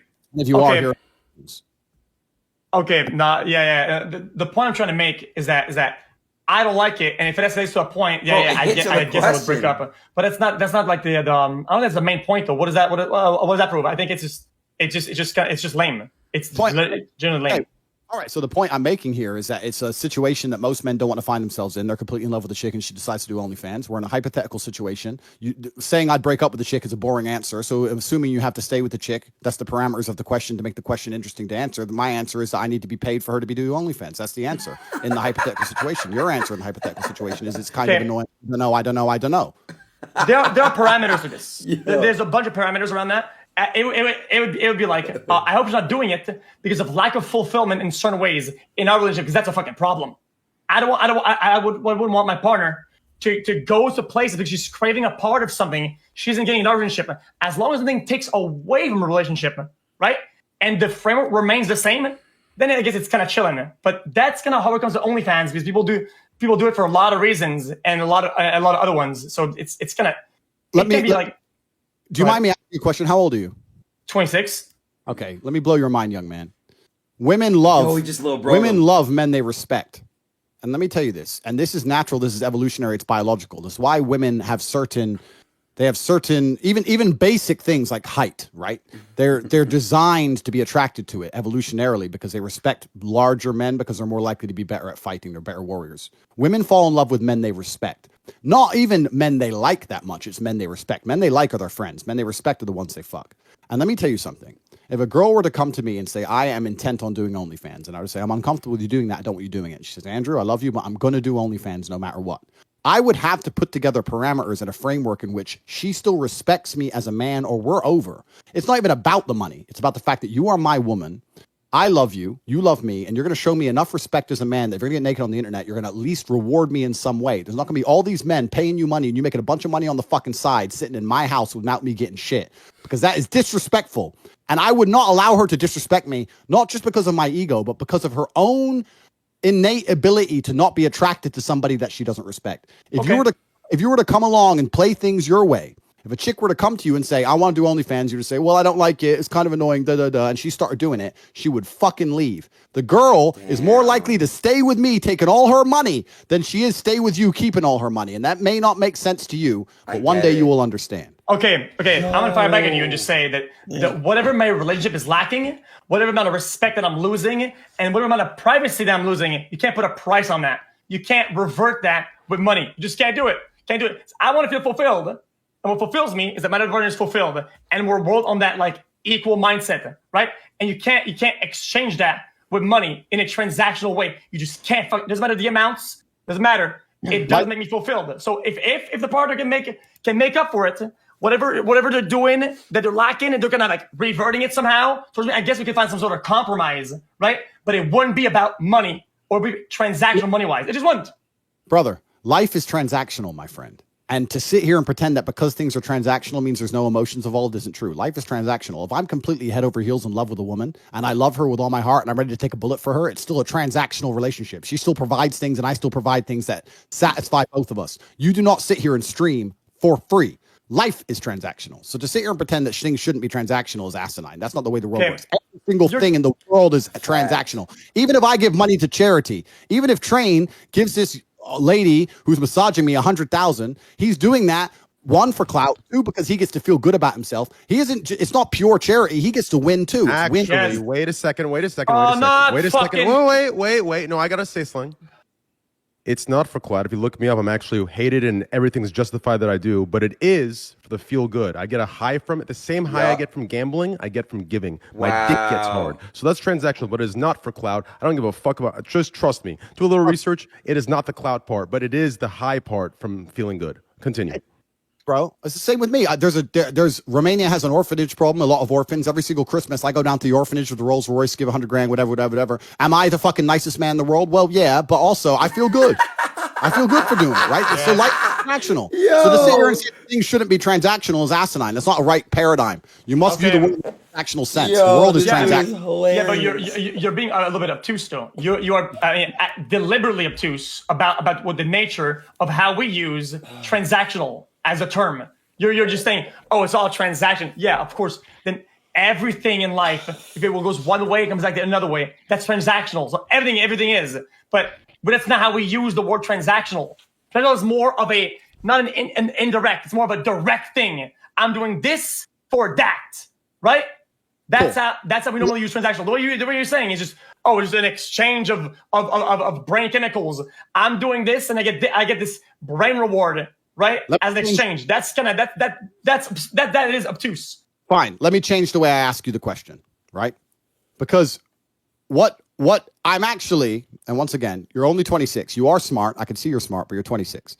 So if I were in your position and I had disagreed with everything that Andrew Tate had said, and Andrew Tate was going to come on a stream, first I'd have a list of everything he said I disagree with. You don't even have a list. So you haven't been very professional about your approach in this. You don't even know most of the things I've said. You're just saying this about, it's all very general. So in future, please. Say that again. Sorry about that. I was fucking distracted by bullshit.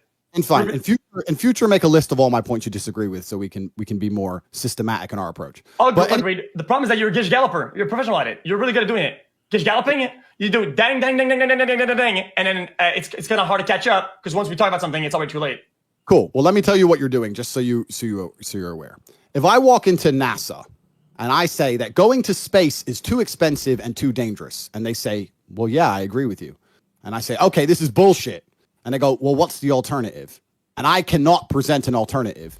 That does not make me a fucking physicist. That does not make me an astronaut. That makes me a jackass. So if you cannot propose a better alternative, then you have no point to make. And this is the point I'm making with you. The parameters of the question are you're in love with a woman who decides to do OnlyFans. You can't break up with her. And I have also added another parameter. You want to retain the respect and the authority in the relationship. You think that taking money in said situation is completely unreasonable and unfair. Fine. What is an alternative which is superior? And if you cannot name one, then it is the best of a bad choice. It may be an unfortunate situation, but it's the best move in a bad chess position, and you must still make the best move. If you have a better move to make, I'm open to hear it. But if I'm in love with a woman, and I'm not going to break up with her, and she comes with me, and she insists on doing OnlyFans, my answer to retain my control and my respect in my relationship is for her to pay me. That is my answer. If you have a better one, my ears are open. Okay, like I said, whenever somebody does OnlyFans, it's because there's what does that come from? Like, it can be a lot of things of why they would do it. Only money or some sort of fulfillment or whatever, right? Some sort of fulfillment, right? If they're doing it because they're lacking something in the relationship, they're taking something away from the relationship, yeah, that's a fucking problem. I guess break up. If I'm that uncomfortable, I'm not going to put a price on that. I'm not going to be fulfilled in something and spend my entire life with somebody and be committed. There's no price you're going to pay me to be deluded that we're at the same level of commitment. Break up. End of story.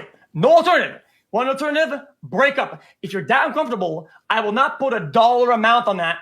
I will fucking break up and move on. And the fact that you can put a price on your lack of commitment or whatever you think you're like, because if they make it OnlyFans, it's not about the money. It's the principle, chat, right? What he's saying was a hypothetical. He said in a real normal world, it's like, no, we can't. No OnlyFans, we break up. It is what it is. What he's saying, there's no breakup in this scenario. No breakup. What is the alternative of the transaction? No, I said break up. That's alternative. You fucking break up. This is hypothetical though. Also, X, he's saying it's not about the money. It's the principle behind it. His hypothetical is like in a situation where you guys aren't breaking up, and it's just you need some. What are you gonna do instead? I have hundreds of millions. I said broke up. Okay, cool. Okay, well the point is I have hundreds of millions of dollars, and if my girlfriend did OnlyFans and made $2, she would pay me my $1, and that's because it's principle. It's not principle, yeah. Okay, bro. Yeah, still fair enough, but you can't. In my opinion, that the nature of that behavior of putting a dollar amount because of some lack of It's not about the fucking stupid. money. It's an alarming logical conclusion. It's just bad. What else about me do you find alarming? No, I'm just saying it's alarming. That's it. Okay. What else about my views or things you've heard me say or my attitudes or my life approach? Oh, my girl can't go out. That's fucking alarming as shit. My girl can't go out? Yeah. Okay, let's discuss this. Discuss it. All right, cool. So I take my girlfriends out all the time, right? Cool. But if my girl were to say I want to go chat. out with 7 other girls to the club, in my personal experience, I'd be unhappy for her to do that because I've been the man in the club that those 7 girls turn up to and end up on his table, and I know what happens. I've lived a very, very long life. I know how that ends. Now, I think that, and I've discussed this already before. I think I discussed this yesterday with Dave Portnoy, which he got upset about. I discussed that if I'm going to be in a relationship and I'm going to have responsibility over a woman, which I want to have because it's my masculine imperative, I should also have a degree of authority that comes with that responsibility. If I'm responsible for her safety, for example, but she refuses to obey me when I say don't walk home in the middle of the night, then how can I truly be responsible? Responsibility and authority are linked. I'm responsible for her because I'm her man and I take the best care of her. I might know things she doesn't know. She might be 19 years old and think going to the club's all fine. I'm 35. I've been around. I've seen what happens in clubs. No, you don't need to go there. I'm responsible for you. I take care of you. And by extension, I have authority to say to you, you're not going to that nightclub. That doesn't make me crazy. It doesn't make me insecure. It doesn't make me weak. She can always say I'm going to go anyway, and that's fine. And then we can break up. But in my scenario, any woman I'm serious about is going to obey me. And I'm not going to come along with some crazy, maybe people will call it crazy. I'm not going to make her do anything wrong. She ain't going to take drugs. She's going to go to the gym. She's going to eat right. She's going to be learning shit. And she ain't going to be in the club sniffing and drinking. Now, if that makes me a bad person, then so be it. No problem. But I get plenty of girls who sign up to that all day long without problems. And any man who sits there and goes, I'm not insecure, I'll send my girl to the club. Send her to my table, G. Send her to my table. No problem. Send her. Fair enough. Okay. We'll talk about insecurity when she's sucking dick. Okay, then according to your mindset and how you see things then, and your high levels of security apparently, right? If your girl was to go to the club, right? And I was at the club, you're scared that I will bring your girl home. I don't live in fear. It's not about scared because I don't live in fear. That's fear. No, it's not fear. What it is. Okay, what is the outcome that you do not want of her going to the club? I'll explain. I'm a territorial. Guys coming over and bringing her home. You, by fear, you are scared of her going home with another guy. That is a move that is literally fueled by fear. You are fearful. That's an interesting viewpoint, and I know you think that that's relevant, and I know you think you've made a good point, but I'm about to dissect it and show you why. Go ahead. I'm a territorial individual, and I think that being a man, one of the best things about being a man is being territorial, being able to say, that is mine. That's the whole point of it. So let's use an analogy. And please, when I make this analogy, I don't want you to try and get caught up in the analogy because I'm about to compare a woman to a car. Do not say, you're comparing women to cars. That's low IQ. This is just an analogy. If I go outside, right, or let's say I have a Lamborghini. I have many cars, but let's say I take my Lamborghini. Would I park it in a high crime area? Even if the locks are fantastic, even if my woman is loyal and completely and utterly in love with me, and I know there's 0% chance any man could ever take her home because she's with the top G, which is the case. Even if I know the locks on my car, it has bulletproof glass, it's locked, you can't break into it. Will I park my Lambo in an area where people are going to try and steal it? That's a good analogy, I won't, because bro. that is irresponsible. So the fact is, I don't care if men try and come up to my chick because no one can steal my chick because I am me. The fact is, it's irresponsible for me to put her in a scenario where people will attempt it. If I walk out to the car park and someone's trying to break into my car, even if the locks to my car are secure, I will still decimate said individual for attempting to steal my property. That's what it's about. It's about territorialism. It's not about being fearful the girl's going to run off with someone else. There's nowhere to go from me but down. It's not about that. It's about the fact that it's irresponsible for me to put her in that scenario. Does that make sense? Yeah, I mean, the argument would be good. If I were you, I'm making that argument. I could rationalize the argument you just did if most of the girls that I dated or that I was with had the IQ of somebody who cannot move, think, or do anything, and is just stuck on the side of the fucking curb. So yeah, I guess maybe you would have this experience if most girls you did were 0 IQ, brain frozen. Yeah, but it doesn't make sense in the real world because you don't park your fucking girl on the curb at the club. They move, they talk, they do shit. So it's not a fucking. It's not the danger of other guys doing shit, right? Because they can still think. And the loss of the potential that one guy out of a million will do some crazy shit and is going to forcibly bring her home, right? is far outweighed by the fun and enjoyment and fulfillment that they get by going to the club in the first place. That's interesting. But you also have to understand, because we are different individuals living very different lives, and I'm not going to sit here and comment on your relationships because I don't understand them, because I don't know them.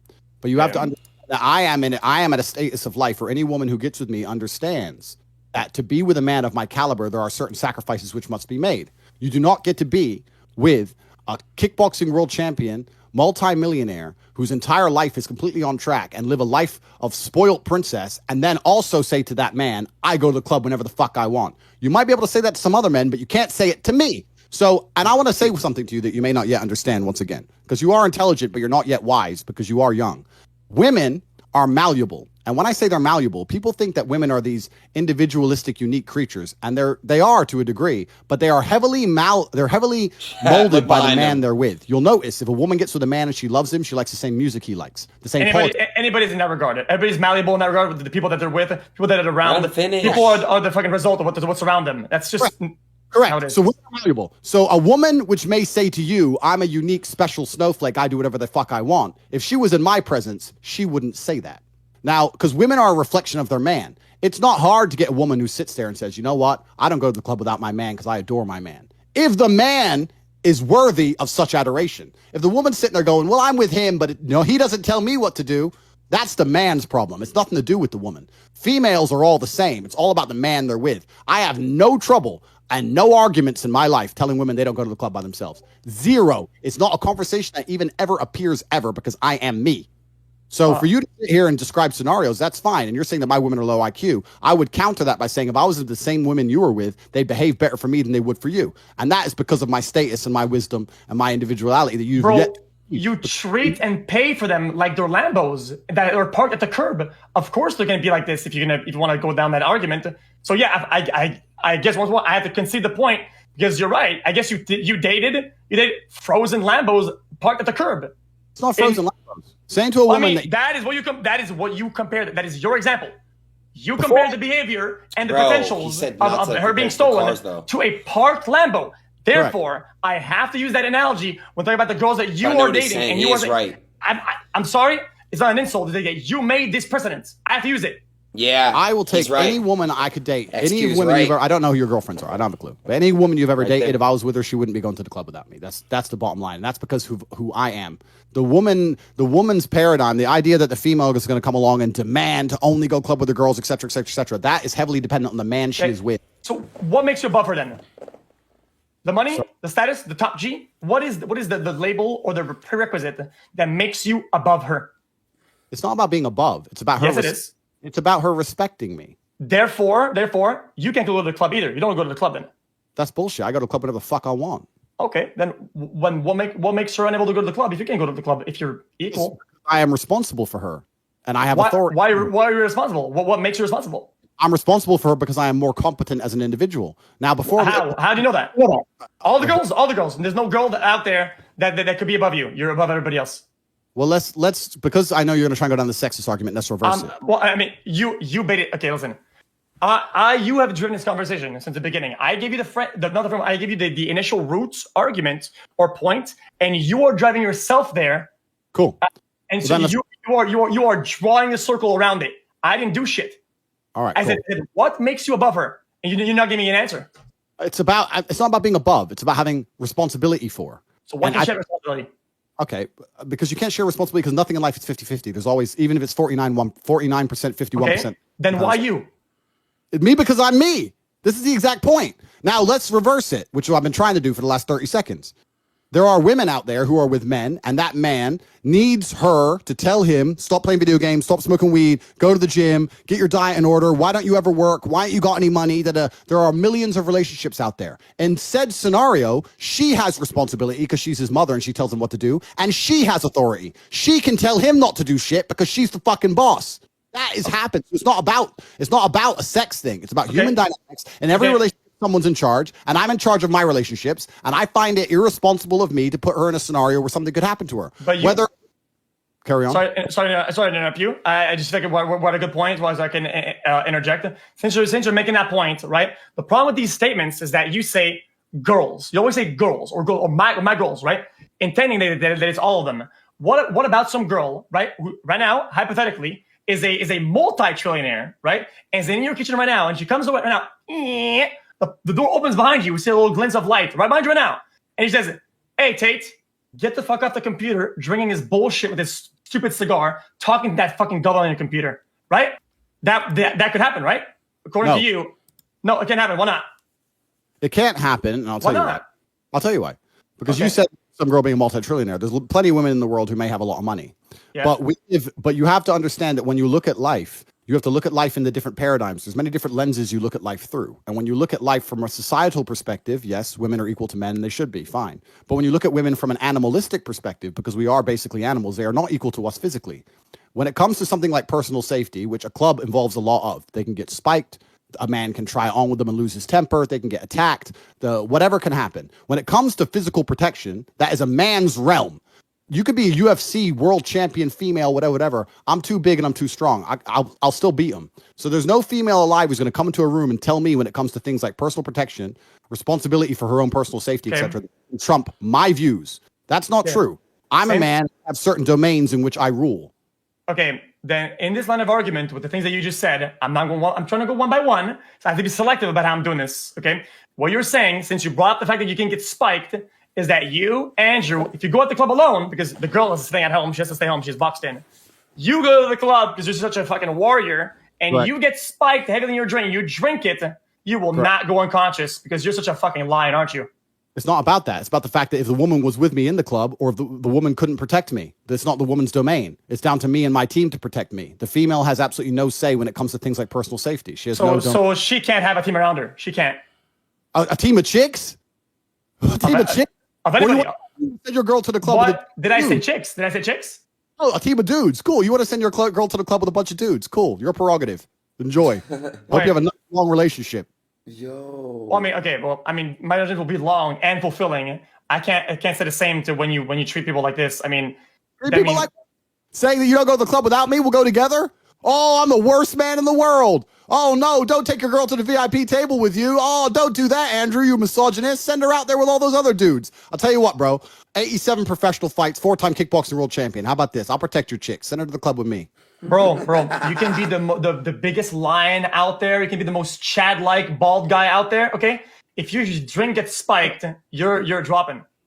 That's not the point I'm making. The point I'm making is it's about the respect that she will have for me for protecting her and my responsibility over her and the authority that comes with it. It'll be about the fact that I don't want my woman in the club without me. I think it's disrespectful, and I don't think that any woman who truly loves a man even wants to do that. Women test boundaries as they should. And I'm about to make another comparison. I'm about to make another comparison that you can use. Yeah. Use my analogies against me. You said I have no other material. You said attack. You said approach me by going 1-to-1 and going with specifics. What else is there than the things that you're feeding me that I can use? Am I supposed to speak in hieroglyphs or some shit? Cool. What am I supposed to do? I have to. Completely. So I compared women to cars, so that makes me a bad man. I'm about to compare women to children. Oh no, I'm a really bad man. So let's do the same thing, right? So when you have a child, let's say you have a 6 or 7 year old kid, they push the boundaries. They try and see what they can get away with until eventually you come and say, no, you're not allowed to do that anymore. If you leave a child completely unchecked, they're going to do a bunch of crazy shit, right? There has to be a point they come up against the wall where the parents say, no, I'm older than you. I'm more responsible than you. I'm wiser than you. I know things you don't know. Do not stick your fingers in the plug socket. That's part of being an adult. It's part of being a parent. It's the same thing as being a man for a woman. If you're a man with a woman, you're likely older, a lot older, so you're wiser by default. You're probably, if you're a successful man, more successful than her. You've seen a lot of things. You've probably seen more violence than she has, et cetera, et cetera, et cetera. You're very, very qualified to come along and say. Why do you intend that you're probably more successful than she is? Because you're likely older. I mean, I don't know. There's not many 18-year-old girls who are going to be more successful than a 35-year-old man. Maybe. But why are you dating somebody a little younger? Okay, 25-year-old. Doesn't matter. Men date younger women on average because young women like older men on average. That's and they true. like that because That they is respect true. older men because they respect the authority. I don't think any of the things I'm saying here are largely contested. I think everyone agrees that women like. I mean, not only are they largely contested, they are mostly contested. I think most people disagree with you on this. I mean, most rational beings, except for the people that are completely delusional or off the tracks, unhinged. The problem that you think is that you're saying that men, it's impossible for them to be pushed into the right directions or helped like a children from women. The girls can't come in and say, stop doing this, Tate, stop doing that. They can't do that to you or any other guys because they're women. Which, what the fuck is that? That's just so illogical. Some men need women to guide them. That's fine. I'm not one of those men. Also, now some. Earlier it was all, now it's some. We're going down the list now. We're trying to... What's up? It was overall. I gave a scenario in which many men are mothered by their girlfriends, and I said in said scenario, the woman has authority and responsibility, and she can prevent him from going to the club. And then I also said in every single relationship, somebody has responsibility and authority. Nothing is 50-50. And then I also said for the same reason I would not allow someone to break into my car, no matter how good the locks are, I will not put my woman in a scenario where people are going to try and take her from me because I find it disrespectful. She shouldn't want to be there. That's what I said. That's all the things I said. Now, if you have a relationship in which you want your girl to go out to the club as much as she wants, that's your prerogative. I'm not coming here telling you not to do it. I will tell you it's going to end badly for you. You may disagree with me, but it will. If you keep letting your girl go to the club, it's going to end badly, not just because she's going to get stolen, but because she's not going to respect you as a man. She's going to say, this man lets me go out and get drunk with other men every fucking night. What kind of dude do I have? That is your definition of what the respect that she owes you is, not the definition of that relationships overall. That's how that transaction goes. Like, I think this is... I mean, you're being obtuse. The problem with this is that you're being obtuse about it, right? Relationship, you have to be... Why are you in a relationship in the first place? Why are you with a girl, right?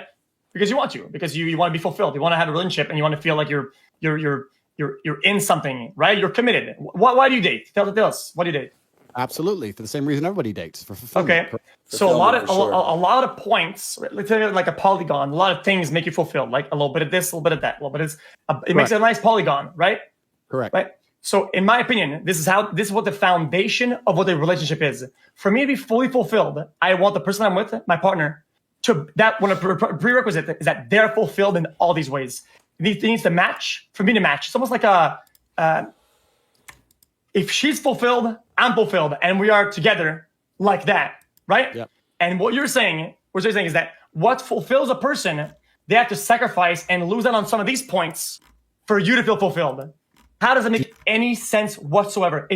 That is completely and utterly illogical because they have to make compromises and sacrifices that overall will lack fulfillment and will make you feel less fulfilled, and you will end up with a raw loss overall in this exchange.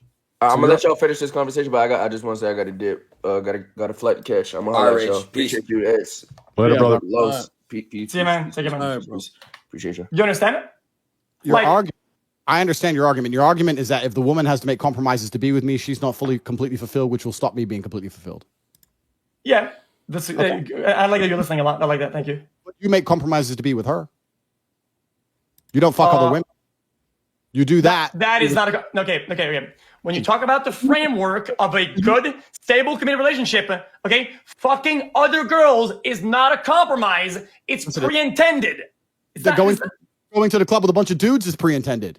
It's all about the parameters you set. If you're going to sit here and say that I don't want her to have to change a single thing about her life because of the difference, then you shouldn't have to change anything about your life. Agreed, Andrew. That would be the perspective, as if I felt like I'm losing something by her going to the club, except I don't. Why? Because she doesn't get anything out of going to the club in those ways that takes away from my relationships. Because I'm number one. You can't replace me. They see me as the perfect fit. They love me, right? I don't lose anything by them going to see number 2s and 3s and 50s and 100s. They have the best at home. I don't lose shit. You intend that when your girls go to the club, you're scared that they're gonna lose something. The other people around at the club are better than you because you, Andrew, you're not number one in their heart. You're number 3, and they might get number 2 over there or number 1, and you're scared of that. Why are you scared of that? I don't get that. Makes no sense at all. We've already discussed the fear argument. We've already discussed about the fact that no matter how good the locks are, I wouldn't put it in a high crime area. We've already discussed this. I understand you're trying to use the fact that trying to paint me as insecure and fearful. No. That's incorrect. Like I said, you're not going to answer me. I want you to dissect my argument. Sorry to cut you off. You're good at letting me cut you off. Okay? I want you to dissect what I said, right? At the beginning or in the middle. And I want you to just counter-argue it. What I'm saying is that I don't make a sacrifice in that relationship by, I want to fuck other girls. Bro, I want to fuck that one girl. I don't lose out on like other girls. I don't want these girls. I want that one. She's my number 1. I'm number 1. I don't lose out and make a compromise that, no, I can't fuck other girls that I like less and love less. Otherwise, I would date these girls or that girl. So I'm not losing on that potential. The same way she doesn't lose out on you. Does that make sense? It's logical. Not really. But let me blow your mind. Let's change the quick trajectory. Let me blow your mind. If your woman was truly fulfilled by you and she truly loved you, she wouldn't give a fuck about a club. She wouldn't even want to go. Oh God, that's true. The truth. I don't have to argue with my women about going to the club. That is so true, bro. Then she's not allowed to go to the bowling alley then. They will come. They'll come to me and say, "Can I go to the club with all my friends?" And say, "Not without me." She'll say, "Okay, baby," and that's it. It's really not an argument. It's not hard because she's fulfilled in other ways. Now, if she didn't respect me and she wasn't fulfilled in other ways, then of course she'd argue. Then that club would become important. But to her, then can you? Okay, I understand. Then can she go to laser tag? Sure, she can go laser tag. I don't give a fuck. It's no problem. But it's not about that. It's about the scenario. What if she sees an absolute lion Chad way more than at the club, some big, tough, muscular guy that looks better than you and is more intelligent? Then what? Good. Then fine. Then you park your Lambo at in the hood, and your Lambo it's getting taken. Now you say good. So the club is parked there. Laser tag parking is good. How? Incorrect. Because laser tag is not invented for people to fuck. The only reason clubs even exist. The only reason clubs even exist, and I'll tell you why. The basic mechanics of clubs. I know a little bit about it because I own a couple. The basic mechanics of clubs is that you fill them with girls. Girls have no money. Men come, spend ridiculous amounts of money on alcohol, which is massively overpriced to try and attract females. Yes. If you get a club with no females in it, no men even go. The whole point of a nightclub is to fuck. So I will not send my woman who is with me to the fucking ground. She can go to Walmart, but she ain't going to go to a place which is specifically designed and set up for her to get intoxicated and famoosed. And not because I think she will get famoosed, because she is too respectful for me, too respectful of me to go to a scenario in which she would be seen. Listen, bro, you may disagree with me. I'll tell you something. Well, I'm like I said, your argument falls on its face because, I mean, my woman, she obeys me, right? She has friends and feels fulfilled at doing social activities, and her friends all want to go to the club. It's some girl's birthday, and yes, she's single. That one is vulnerable. It's a vulnerable prey.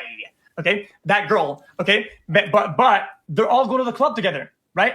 My girl can't tag along. No, she can't. She cannot partake. She cannot partake in social activities that make her feel fulfilled socially. She can't because that club is designed for people to fuck, right? So she can't go in there or close to it, right? Dude, so many more places are designed to fuck and more people get fucked out of them. So how does that make sense? It's your prerogative what you want to do inside of your own relationship. I'm only explaining. It's not a prerogative. I want you to explain that. Sure, I will explain. Again, no problem. If firstly you just gave a very particular scenario. So now that's important because if you say all, then it has to be all the specifics. Say my girl when I say my girl doesn't go clubbing, I mean she doesn't go clubbing, right? I mean she does not go out all the weekend. She ain't partying anytime she wants. She doesn't go clubbing.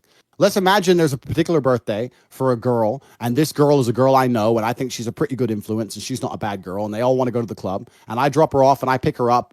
Then that is a scenario in which it possibly could happen once a year. Then why do you say all? Then if you agree on a scenario, then why do you say all? See, this is something that you always do that when you're vocal about your mindset that irritates me a little bit, right? Not personally, but just overall hearing that is that when you say alls, right, and you're very, very hard about that when you're alone on camera, right, and you don't get interviewed or kind of argued. It's a monologue, not a dialogue. You say all, I'm such a lion, all. But when you come here and we talk about it, you say, but this scenario, but that one, but this one, but that one. How does that make sense, bro? Because there are scenarios. Obviously, there are scenarios. Exceptions don't disprove rules. When I say my woman doesn't go clubbing, I mean she does not on the weekends be out clubbing. She does not message me, I'm at the club tonight, see you tomorrow. She does not do that. You're giving me a very particular set of scenarios. Maybe once if her friend had a birthday, maybe, yeah, perhaps. What we're talking about is different things. And I'm telling you why. You're trying to disprove me using exceptions in very, very unique scenarios. I'm sitting here saying people are born with two eyes. And you're saying, no, some people are born with one eye. Yeah, that's true. But in general, when you say how many eyes does someone have, you say two. Now, if someone asks me how many eyes does someone have, and I say two, and you were to run along and go, I know someone with one eye, that does not make me fucking wrong. So you're just trying to use exceptions to disprove rules, and it doesn't work that way. Damn, he's good. Any woman who's with me, in general, if you were to ask her, does she go clubbing? The answer would be no. I'm Andrew's girl. I don't go to clubs without Andrew. Now, are there very particular scenarios in which perhaps if a movie premiere and she's A-list and she has to go to a club for 15 minutes with security and I pick her up? Yeah, sure. That's not the point we're fucking making. Any woman who's with me doesn't go to the club. And the most important point of all of this is she doesn't want to. I don't have to stop her.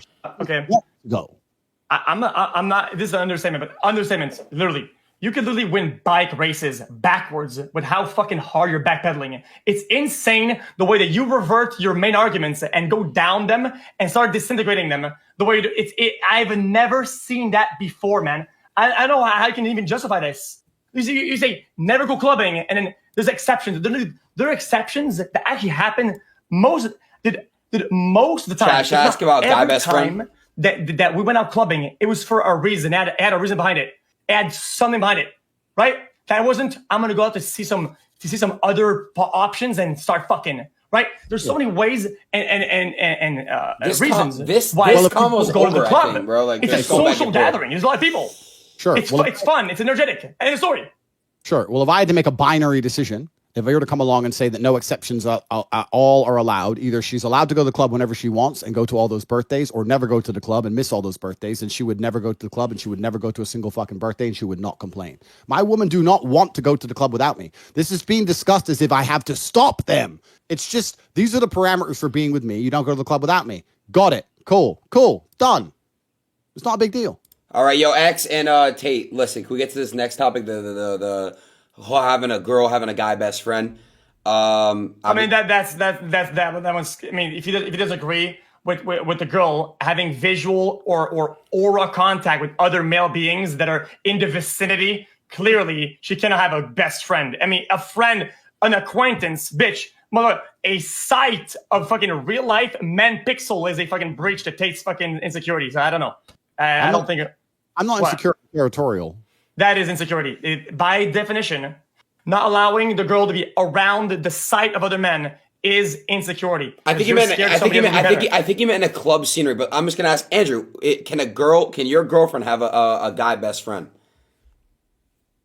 No, I don't think either. To be honest. Holy fuck! So you don't think that you're so? Do we agree on this that your woman should not have a male best friend?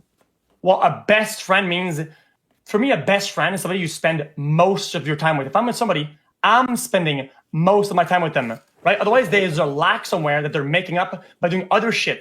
Having friends is cool, right? They're gonna spend most of their time with somebody else because they're lacking some sort of social contact. That's a problem in itself. That is lack of fulfillment on one end, which translates to lack of fulfillment on both ends. That's a problem. Yeah, I don't think a woman should. I think that. Well, first, you have to understand the paradigm. Do you think men and women can even be friends? Ooh, yeah, that's what we talked earlier. That is like super case by case. I think that's super hard. I agree with that. It's like really case by case. It depends. It just depends. See, it always depends of the nature of that relationship in the first place. I think they can be friends if things are clear from the get go and you just kind of know, right? But you have to be very, very rational about it, though. Do you think that in 99% of scenarios, when man's friends with a chick, he'd like to sleep with her if he could? Okay. So, yeah. See. It's gonna be the all or most against. It's gonna be like the all against most take or all against whatever fucking take. You know, we're gonna go down again like last time. Whatever. Let's say. Fucking. I can use a close example. Okay. This girl does projects for Twitch events or fucking stream events. His name is Cutie. Okay. Just an example. Okay. I see her at a bunch of events. We work on projects together, I guess. Right. I never fuck her. Yeah, that's acquaintance. That's work. We're talking about friendship. Well, I mean, she's still a friend, though. No, she's an acquaintance. She's someone you work with, someone you know. I wouldn't call him a friend. So, it's not mutually exclusive. It's hard to draw the line. But my point is that I don't think that when a woman and a man are purely just friends without, let's say, a financial motive. Shout out other debate topics, y'all have. Just friends. I don't think that's a platonic relationship. I think the man is interested in her most of the time. And when people disagree with me I say, then why do all the hot girls have so many friends and all the ugly girls don't have any? The men are trying to get laid. And for her to sit there and entertain it and pretend that that's not the case. Oh, no, he's just my friend. She knows what's going on. It's bullshit. X, I have a question. Sorry to interrupt. Someone asked. I mean, because you can reverse that. X. What? Somebody had asked X if would you be okay if your girlfriend was best friends with Andrew Tate? Well, I don't want any of my friends being friends with Andrew Tate. Andrew Tate is a fucking moron. No, I'm just kidding.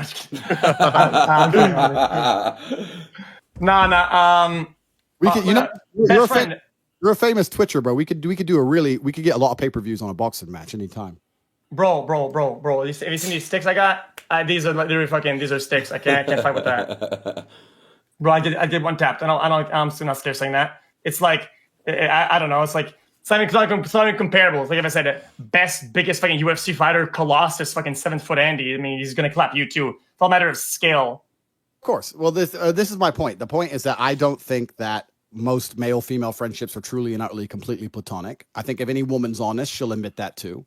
And for the same reason I discussed earlier, well, I wouldn't let someone attempt to break into my Lambo. I would not let some man come along under the shield, under the guise of friend. I'm not gonna let some dude come along, put on a friend hat, and try it on with my chick permanently. That's bullshit. And she shouldn't want that either. She should say, this guy obviously wants more. I'm not talking to him. Or I'll talk to him only at work for X event. That's it.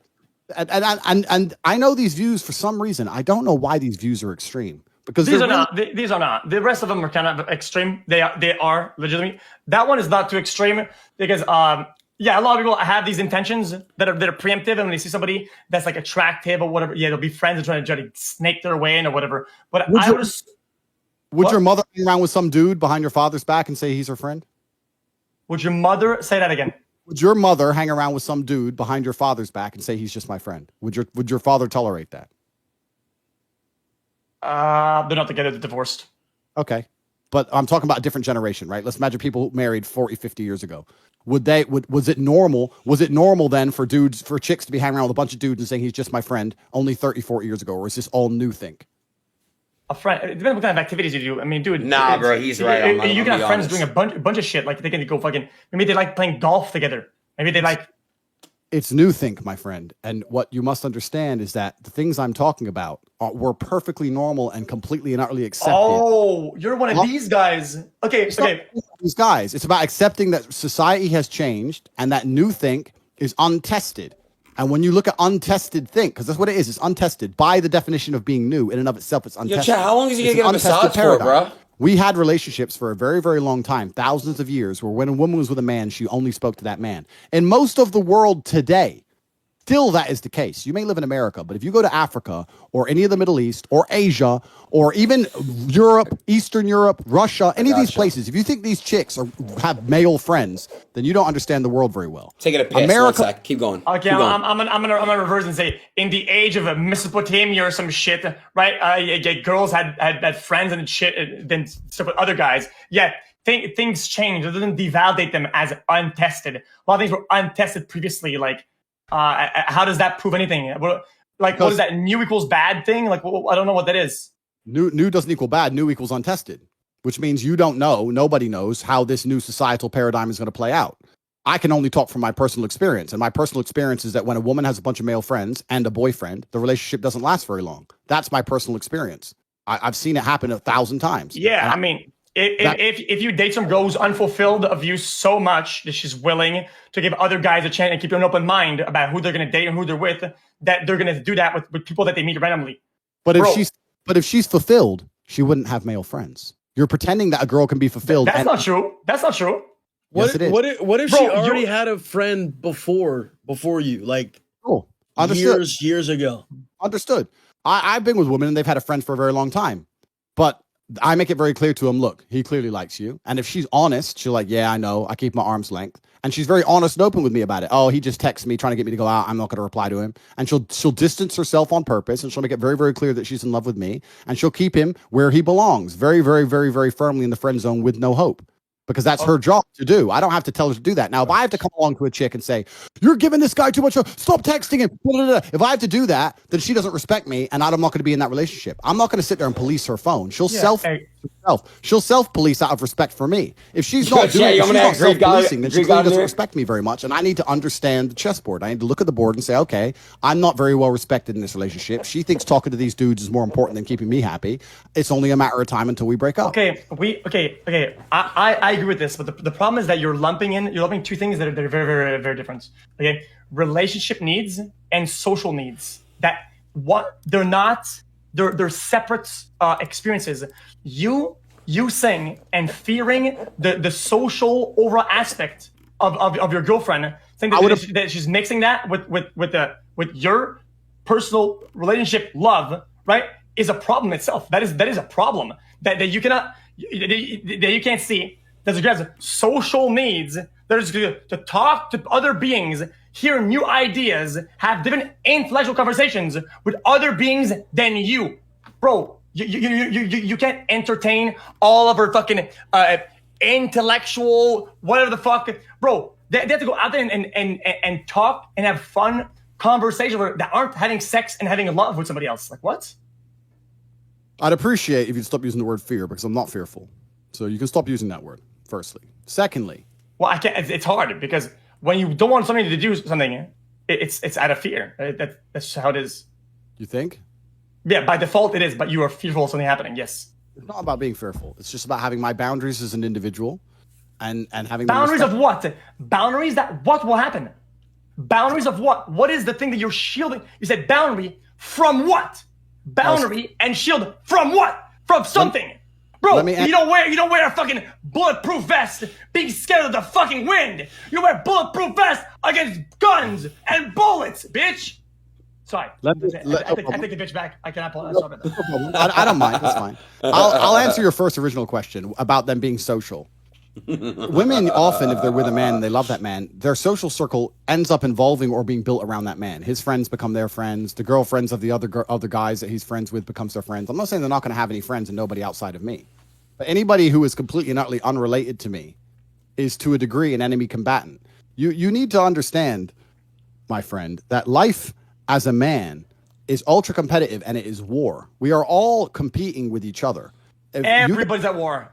Okay. The whole thing is war. Girls at war. Guys, everybody is at fucking war. Yes, life is a battlefield, and sometimes you got to make choices and shit like that, and that's you climb, motherfucker. You have to take some down. It is what it is. It's a war, yeah. All right, but I would argue that women, to a degree, call me misogynist, are a spoil of war. If you're a man and you've been to war and you've been through enough shit, you get women along with money, along with status, along with respect. Women are a spoil of war. They always have been. Look at the ancient times. They turn up, take the city, take the women. Women are a spoil of war. So all men are competing with each other for all the things men want. All of you Twitchers are competing with each other for views.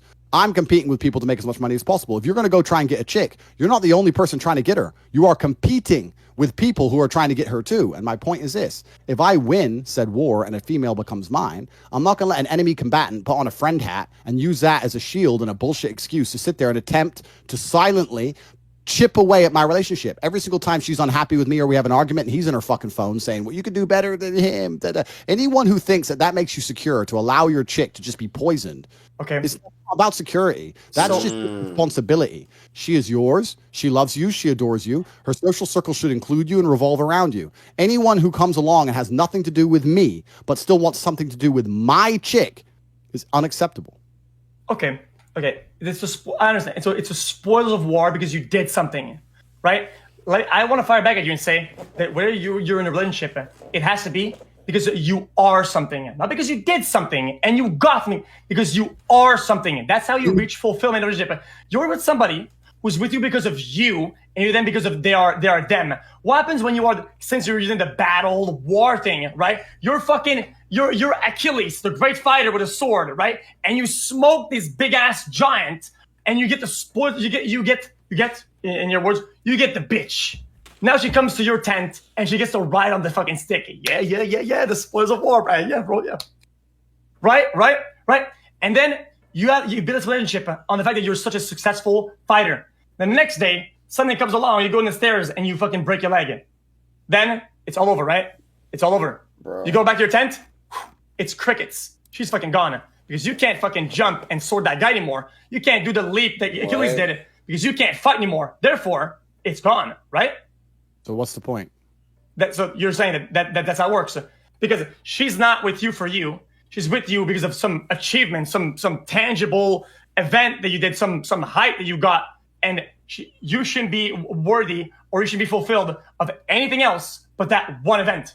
Well, I have two answers for that. Firstly, you said she shouldn't be with you for something. She should be with you because you are something. Well, how do you become something? That's what you become. Wait. Become something by doing things. So you're trying to separate the two as if they're separate. They're not separate.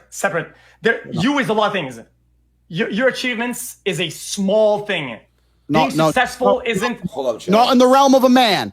In the realm of a man, your achievements are 85% of all of who you are. As a man, you are judged solely on your status. You don't even have to be good looking. You need to be important. And you're only going to be important by achieving important things. As a man, you're only judged on your importance and your status. And also another point I want to make, you made it sound like if I lose that next battle, she's going to run away. Well, no, not completely. But I'll counter that by saying... Completely.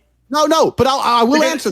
Now she's attacks you because you're a failure. She needs to tax you on whatever you do because now you're not as good as you were before. So she's losing that part of success that you had. Now she should tax you. She should say, Andrew, give me $10 a day, bro. So you have to go like a wagey to the market and sell peaches, right? Because you don't fulfill her in that way anymore. She lost something, bro.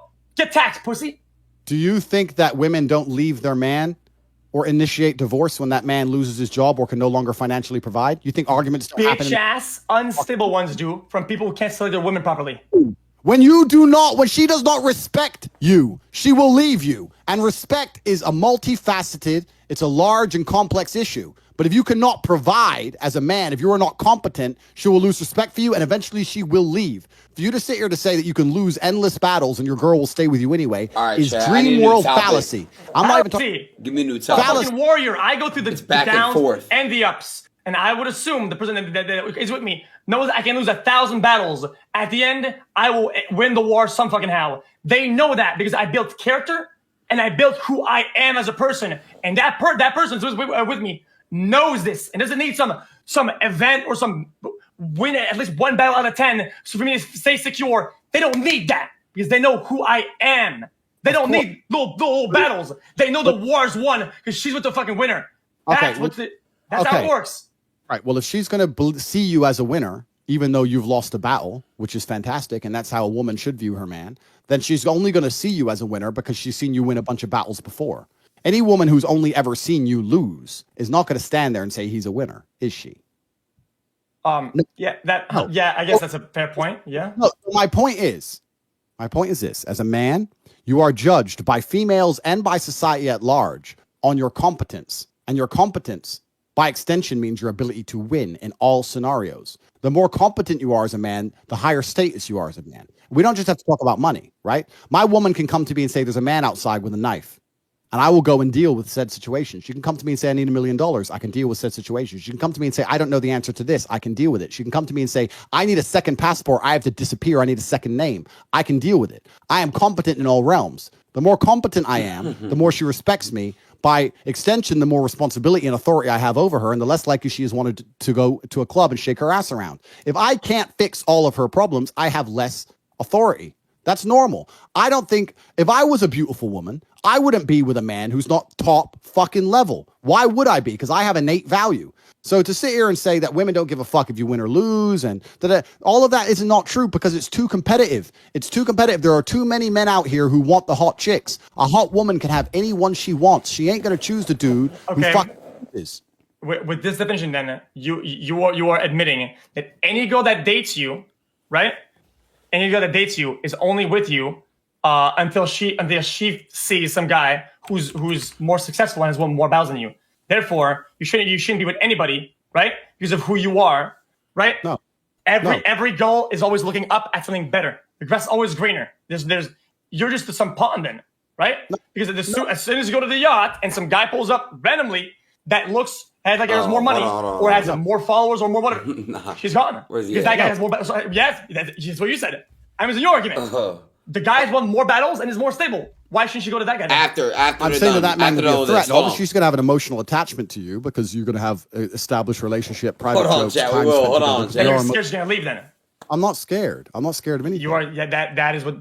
Because he has something you don't. I have something that nobody else has. Nobody. Not even you, him, the president. I'm myself. That's all I fucking need. Cool. Well, then I would put it this way. I would expect any man listening to this stream to see me as a threat, because if you don't see me as a threat, then you are literally stupid. If you see your girl talking to me, I expect you to be like, fuck, he ticks too many boxes, he's too competent, and he's too good at certain things. I don't need him near my woman. Now, she ain't going to run away straight away, no. But if I keep talking to her and you and her have a little bit of an argument, she's going to end up doing something that she might even regret it, but she's going to end up doing it. That is the nature of humanity. Now, to sit here and say that because I'm me, I'm so secure, I'm not threatened by nobody, that's not true. That's not an intelligent way to approach things. I'm a world champion fighter, right? If I see a man in my garden late at night, he may not be able to fight like me. I still don't want him near my house. Who the fuck are you, right? That's still a threat. It's still somebody who wants what I have. So it's not even as black and white as you're trying to make it. Another point you're trying to make, you're trying to. But he's not even competing. You already won. It's not even, there's no competition. You are yourself. You've shown that. So why do they need anything else? The competition. Go on. Well, I mean, I'm just saying, it's not competition. I mean, why would you? There's no competition. You have what nobody else has. How is anybody competing with that? Well, we're all different, right? I have things that nobody else has in some realms, but you guys have things I don't have, right? If there's a chick who's in love with Twitch, you're all more important than me. That's fine, but it's not about that. It's not even about that. The point I'm trying to make is, I think you were trying to say earlier that a girl's only with me because I have certain things, because I have X, Y, Z, etc. Well, that's not her fault. It's your fault because that's how you set it up to be. I agree. You're creating your own demons by the division. It's not a demon. I agree that women are only with me. Shallow females are only with me because I'm big, tall, strong, rich, interesting, compendious, because I have charisma, because I can fix their problems, because I have a well-connected network, because I'm important and respected and high status. I agree women are only with me for all those things. That does not mean that their love is not true. You think that a woman who's only with a guy because he's big, tall, strong, handsome, and rich doesn't love that man? You're only with her for her titties and you love her? So what the fuck are you talking about? You're trying to pretend they're separate. They're the same fucking thing. bro, listen, you're talking to the big titty guy. I fucking love titties, okay? There's nothing, I don't give a fuck if people say I'm a child with that. I fucking love titties. And I don't even agree with that, okay? I love titties more than anybody else. And just titties, it's just not good enough. What the fuck? I was making a point humorously, so I'll make the point now professionally. If you're only with a woman because she is loyal, kind, soft, adoring, and beautiful, and she makes you feel happy, are you shallow? I said it again. That was a lot. She's loyal, she's adoring, she's funny, she's gorgeous, she makes you feel happy. Your friends love her. She lives in your house. She cooks, she cleans. You feel good when you're around her. Are you shallow to be with that woman? No. Why would I be shallow? Oh, so if a woman's only with you or me or anyone else because she looks up to you and sees you as strong, rich, competent, interesting, you can protect her. She likes to be guided by you. She likes talking to you. Is she shallow to be with you because you're purely high status? No. So no, the point I'm making is that I agree with you. No, that's just one of the reasons she loves me. Okay. It's all about proportions. Okay. Think about it. Like I said earlier, the motherfucking polygon. Okay. If it's a polygon, it fills on certain sides because certain strengths. Okay. What I'm saying is that you can have a little bit of everything, right? A little bit of everything. But if the reason why she's there is mostly the things that are fucking tangible, right? Like money or whatever. If most of it is that it's the money and the status or whatever, that's a fucking problem. Sure, you want to be a nice balance. I'm zoning out. Somewhat I'm too tired. of everything. So it feels fulfilling in all ways and good and feels good. It's a good thing. All of it. So if it goes with you because of 3% whatever. 3% intellect, 5% whatever, and then 40% money and 30% looks. What happens if your investment all fall flat and you get old in 10 years? Then that woman out the window. You get because most reason why she likes you, most reason is these tangible dog shit, and then boom, it's gone. Agreed. And then what? What do you do then? Then you're gonna find another bitch. I never said that wasn't the case. What do you want me to say? I never said that wasn't the case at all. I'm saying that women are attracted to tangible things. It's a tangible world. I said this earlier. Now, I've never been with a woman who only loves me for money. I'm not a sugar daddy. I'm not like that as a person. I have a lot of money, but my women who are with me, they don't get like presents and cars, none of that shit. Like they can live in the house and I'll take them out for dinner, but they could get with a man with less money than me and get a lot more money out of said man. So I understand the point you're making. Yeah, if a hooker's with a dude purely for money and he runs out of money, yeah, cool. And how do you know that? I know that because of how my relationship's set up. Because if they're with me for money, they choose someone else because they don't get any money. Well, I mean, they're not to work, not to do shit. They live for free. So how do you know they're not with you only because they can live for free and a good life and a fancy life? How do you know that for certain? How do you build that framework, right? Where they display they're with you for all these other intangible things from you that isn't only life stability and status? Good question. Good question. So what we need to do is we need to get this Twitch stream. We need to get every single stay-at-home mother, every single stay-at-home wife in the entire country, and we need to ask them how we know they really love their husband. They're not just with them so they don't need to have a job. Let's do that, shall we? That doesn't even make sense. I didn't ask these fucking degenerates or me. I asked you. Also, is that lady billing you a new fucking back and rearrange your fucking bones? Why is it being massaging for a full hour straight, bro? What is she doing out there, man? Bro, what the fuck? There's gotta be some sort of fucking osteopathic replacement or some shit. I have a lot of muscle. It's painful to carry around. It's a 2-hour massage. Can she get like a little break or like some water? Of course, she gets water. She works hard. She's here every day. She loves me. She's fine. She's my best friend. Okay, she's good. well looked at. What's her name? Watch out. Hey, sorry, lady. You better watch this guy's girlfriend. She's about to get jealous because he has a best friend that isn't her. Holy shit. Watch the fuck out. Hey, somebody tell her. I want to say one more thing that will really trigger you, but this is true. All the rules I've been saying and all the things I've saying that apply to women don't apply to me. I can go to the club when I want. I can have as many female friends. So I can do whatever I want. So let's just make that. Okay. I can do as much as I want. Because I'm the boss. You're the boss. So I can do what the fuck I want. Top G. Right? So, yeah, top G. My chick can't come to me and say, "Who's this chick?" Like, some bitch. Why are you talking to her? Because I fucking want to. I'm allowed. I mean, in a way, when you have these two things, right? These in that polygon, when you have a crazy dick eating, chat, my dick sucking. I mean, you can do whatever the fuck. You can do crazy, outlandish shit and still have security. It's true, but I don't like people thinking that women are only with me for money, because it's actually the absolute opposite. I only first ever made serious money because I had so many women when I was broke. So let's keep that in mind, firstly. So I had women when I had no money. So and why? Because you were good looking, or other things? What was it? I was a world champion. Because you had good hair. What happened when you went bald? You think maybe some women was only because of your hair, but now you're bald. What happened then? I'm not bald. I shaved my head. I could grow all my hair back if I decided. Bro, we can see the hairline. It's like a whole McDonald's symbol. It's here, but it's because I was a world champion fighter, I'd assume, and because I'm interesting and smart, I guess. That was funny, XQ. I'm big. I had lots of reasons. I had lots of things about me that women liked, clearly, because they listened to me and they helped me make up millions and millions of dollars. So it's not just about money. Yo, how are you hiding Los Pollos' video? Like how do you do that?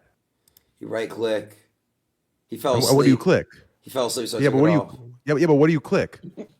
You right click. You just show my camera or disable video. Really? Good shit. Thank you, brother. I never knew that. Continue, guys. So yeah, this is a very interesting conversation. I would like to, if I had the time, which I know, we could do a really interesting study. You get a new girlfriend, I get a new girlfriend. I give mine my set of rules, and you give your set of rules, and we see who lasts longer. Who lasts longer? Bro, life isn't more like the way. We can't just fucking full reset and get like brainwashed, like clean. You can't. That's the problem with life. How do you? Okay, this is one I've had problems with life. How do you know you have the tools and you have what it takes to make it if you can't full reset? Oh shit! I wasn't muted. It's hard. It's hard. You don't ever know for sure, right? I wish. Can we do a poll in the chat? Is it possible to do a poll? Yeah, you can do a poll. Yeah. Okay, just ask and say if your girl goes to the club with men let me I told that wrong. Poll. Do it again. You have to give me the specifics. Yo, mods, any mods up? If your girl can go to the club whenever she likes with her girls, is she more likely, or are you more likely to break up than if she doesn't go club? That's the question. So let's see what people think. Just put break up. I'm wrong. Just put. It's fine. Put break up or not break up. Like I don't give a fuck. Your girl goes clubbing without you. With your girls. Without you, very often, are you more likely to break up? Boom. Just put yes or no. Even actually. Hold on. Andrew, you're looking at my shit, so I got you. So wait, you want me to put yes or no, or break up or not break up? Yes or no is fine. I just did break up, not break up, and it's so. One minute poll in the chat. Let's do it. Mine's 95% breakup. Mine's then. You stream to a bunch of fucking preteen. Fucking cool Mirandis up in his bitch. You stream to a bunch of skateboarding fucking. What's the question? Exactly. I am as biased as you. We are not rooted in rationality. These guys spam W when this guy shows up on screen. Holy shit. What is the question? If your girl goes out clubbing with her girls without you, are you more likely to break up with her than not? My personal answer is no, 100% no. Okay, because if she goes to the club, it has nothing to do with my relationship stability, and isn't getting something isn't getting from me by going out there, right? And she's fulfilling other needs socially that she enjoys. That makes me even less likely. You are more likely to be broken up with, right? If you allow her to do less things that she enjoys doing. His is like 50. And a story. I want my girl to feel pretty, and if she's bomb like and 80, hot and fucking sexy, I want her to be able to feel that. I want her to be able to do that. What the fuck she wants? She's not gonna fucking stay at home in her pajamas. Fuck. She just like you like to have your fucking top off so we can see your titties and your traps. Freak, I'm gonna add you after. She likes sometimes looking nice and having some cleavage, so she feels sexy when she looks at her in the mirror. Has nothing to do with what she's getting out of others. It's how she sees herself. Oh, I'm sexy. I want her to feel that way. 50 gift. I want her to say, "Oh my, I'm so fucking sexy." I think it's fucking hot as shit. Yeah, I love it when your girl comes to the club with her tits out. I love it. Oh yeah, because you can look like a window shopper, like when you're broke, right? That's right. And then she comes back home and sucks my balls and probably not yours, and nobody else is in the world. That's right. That's security. Thank you. That's right. You're right. Security. No, you're totally right, man. Everyone's window shopping. No one's touching her. Just they are window shopping. They absolutely are. Yeah. Cringy. So like I said, you are scared. People are not window shopping when your girl goes out. Yeah. So you're right. All my girls are ugly, clearly, and I'm very fearful. No, that's not what I said. I didn't say ugly or looks. I said what I said is what you're saying is that you intend that if you were going out, people will not be window shopping. They wouldn't be touching. They would not. No. Look, I hang around with many beautiful women. They get a lot of attention, and we go out with me, and they get shitloads of attention. Of course, it's normal, but that's correct. That's good. That's a good thing. I'm getting tired. Of course. That doesn't mean that they're touching though. But they're with me. I wouldn't send them to the club by themselves. And you know what's actually? I know this is very unusual to like. So you have to be close when something that you don't like happens. I know this is maybe unusual to an American audience, right? But I live in Romania, so in Romania, if you go to a club and she's not with a man, she's single. The idea that a woman has a boyfriend and goes to the club without her boyfriend is literally, it doesn't exist. So you see women with their men and you see women standing on their own and everyone knows they're the single ones. It's impossible for a girl to have a boyfriend and still go out. That's just the societal norm. Same in Russia, same in most of Eastern Europe, same in all of Asia, same in the Middle East, same in Africa, same in most of the world. That's cultural shit. You know, comparing the East, the West, Middle Eastern. Cultures. We're comparing cultures now. We're comparing the culture of the Western United States to other countries. The Western United States is a country with the highest divorce rate, the most suicidal males, girls are sleeping with the most men, the most porn stars, the most fucking OF, the cam, and all this other trash. You're going to try and defend the society which is the most degenerate on the fucking planet? There's nothing fucking respectable about... Well, I live in here. I don't have any other choice. I like living here. I live here. That's about it. End of story. I'm not going to fucking... My ideas are not unusual most places on the planet. They may be unusual to an American audience in a degrading society full of disgusting... Okay.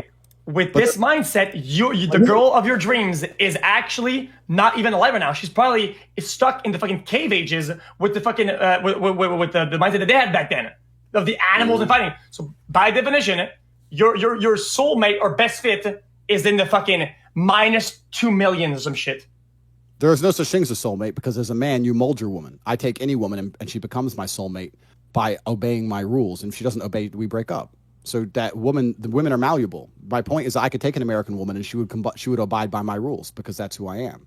It's not about that. My point is you're defending. Why would I have to obey? And that, dude, I feel like the way you're saying that obey, then in that sense, the way we use the word obey, you can make her do any tricks whatsoever. You can make her do anything. She has to obey. What is that, man?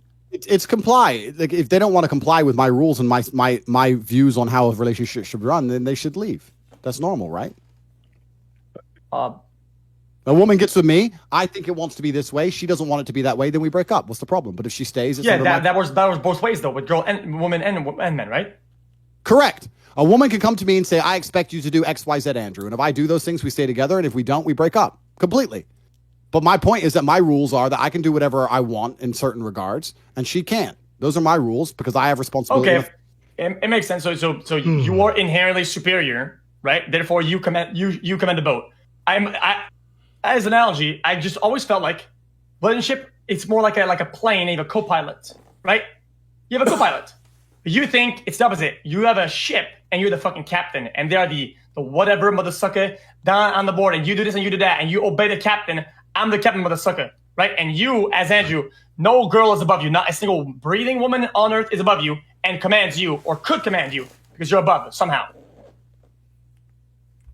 I could argue that, but just for the sake of keeping things simple, I'll that's 85% correct. Yeah, correct. 85% how?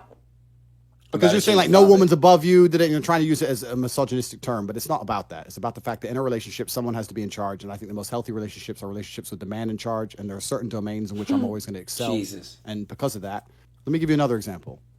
And then we're to change subject, hopefully. Last example. Yes, sure. please. You're walking down the street with your chick. I come up to you, or forget me, 10 UFC guys come up to you. Your chance of winning is 0%. Okay, but they want to physically harm your female. It is your masculine duty and your imperative to at least attempt to protect her. Do you agree? What? Bro, this isn't World of Warcraft. You don't AoE the mobs down, bro. Like, this isn't some fucking primitive, you're against a lion type shit, bro. It's an unwinnable fight. Nobody would take that fight. By the likeness, I would hope my girl knows. Try. We cannot win this fight. We must both run. And we both run. Yeah, okay, yeah. But let's say they're about to drag the woman into a bush and have their way with her, unless you at least attempt to protect her. Do you feel like you have a masculine duty, even in the face of unwinnable odds, to at least attempt to protect her? Yes or no? Bro, you made fun of me for my scenarios. What is this scenario of some obscure fucking like hentai shit, man? What the fuck am what are we talking about here, man? Fine, I'll change it then. If you want to pretend that that's not a very reasonable question, even though it is, I'll change 10 dudes are dragging the woman, in a bush, and you have to fight 1v9. Bro, you wouldn't even win that if you were fucking Naruto, man. That's like, I'm not talking about winning. I'm talking about your imperative. I'm not talking about winning. I'm talking about, do you have a duty? Do you have a masculine duty to at least? Where does that duty come from? That both partners have to help each other in some way. You don't. Both partners. Okay, so you need your chick to fight for you. I get it. Next question. Let's say you're alone in your house. You and your chick. Hey, hold up. Hey, let's roll it back a little bit. So you say that the girl can't fight for you, right? Because it's not her role. Whenever she made her character, she didn't choose fucking defender or melee. She chose fucking female because they can't fucking fight. What the fuck is that? So what if you get jumped by 3 dudes, right? And you're getting absolutely boned, okay? And she has a gun, right? She cannot shoot because the woman do not fight. The woman cannot fight. She can't fight for you, right? But because you're such a lion, bro, right? Bro, come on. You're gonna 1v3 them, right? That's not the point. If my female had a gun, I'd tell him to shoot every fucker. That's not what I'm saying. So but now she fought for you. That's not male, bro. That's not fucking warrior mode. You let the fucking female fight for you? Come on, Andrew, you're better than that. Let me change the question because you want to pretend my question is not very reasonable, even though it is. Because we're talking about masculine duty and authority and responsibilities. It's a hypothetical. So let me change it. You and your woman are asleep in bed upstairs. You hear someone break into the house downstairs. Who goes downstairs? Nobody. Tripping. XQ, you tripping. Hold on. XQ, so you're not going down there? Nobody's going down there. So what if they come upstairs? Bro, you gotta protect. Bro, I'll keep it $150 Protect.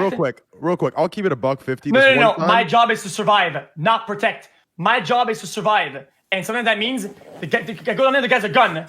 It doesn't matter. That's what not the very fuck courageous of you, bro. We are both going down by doing the smart thing, the analytical thing, the strategic thing. We can both survive. If I go down, not only am I jeopardizing myself, I am jeopardizing both of us by not being smart and a leader in that regard. We are even more in danger if I go down than if I not go down.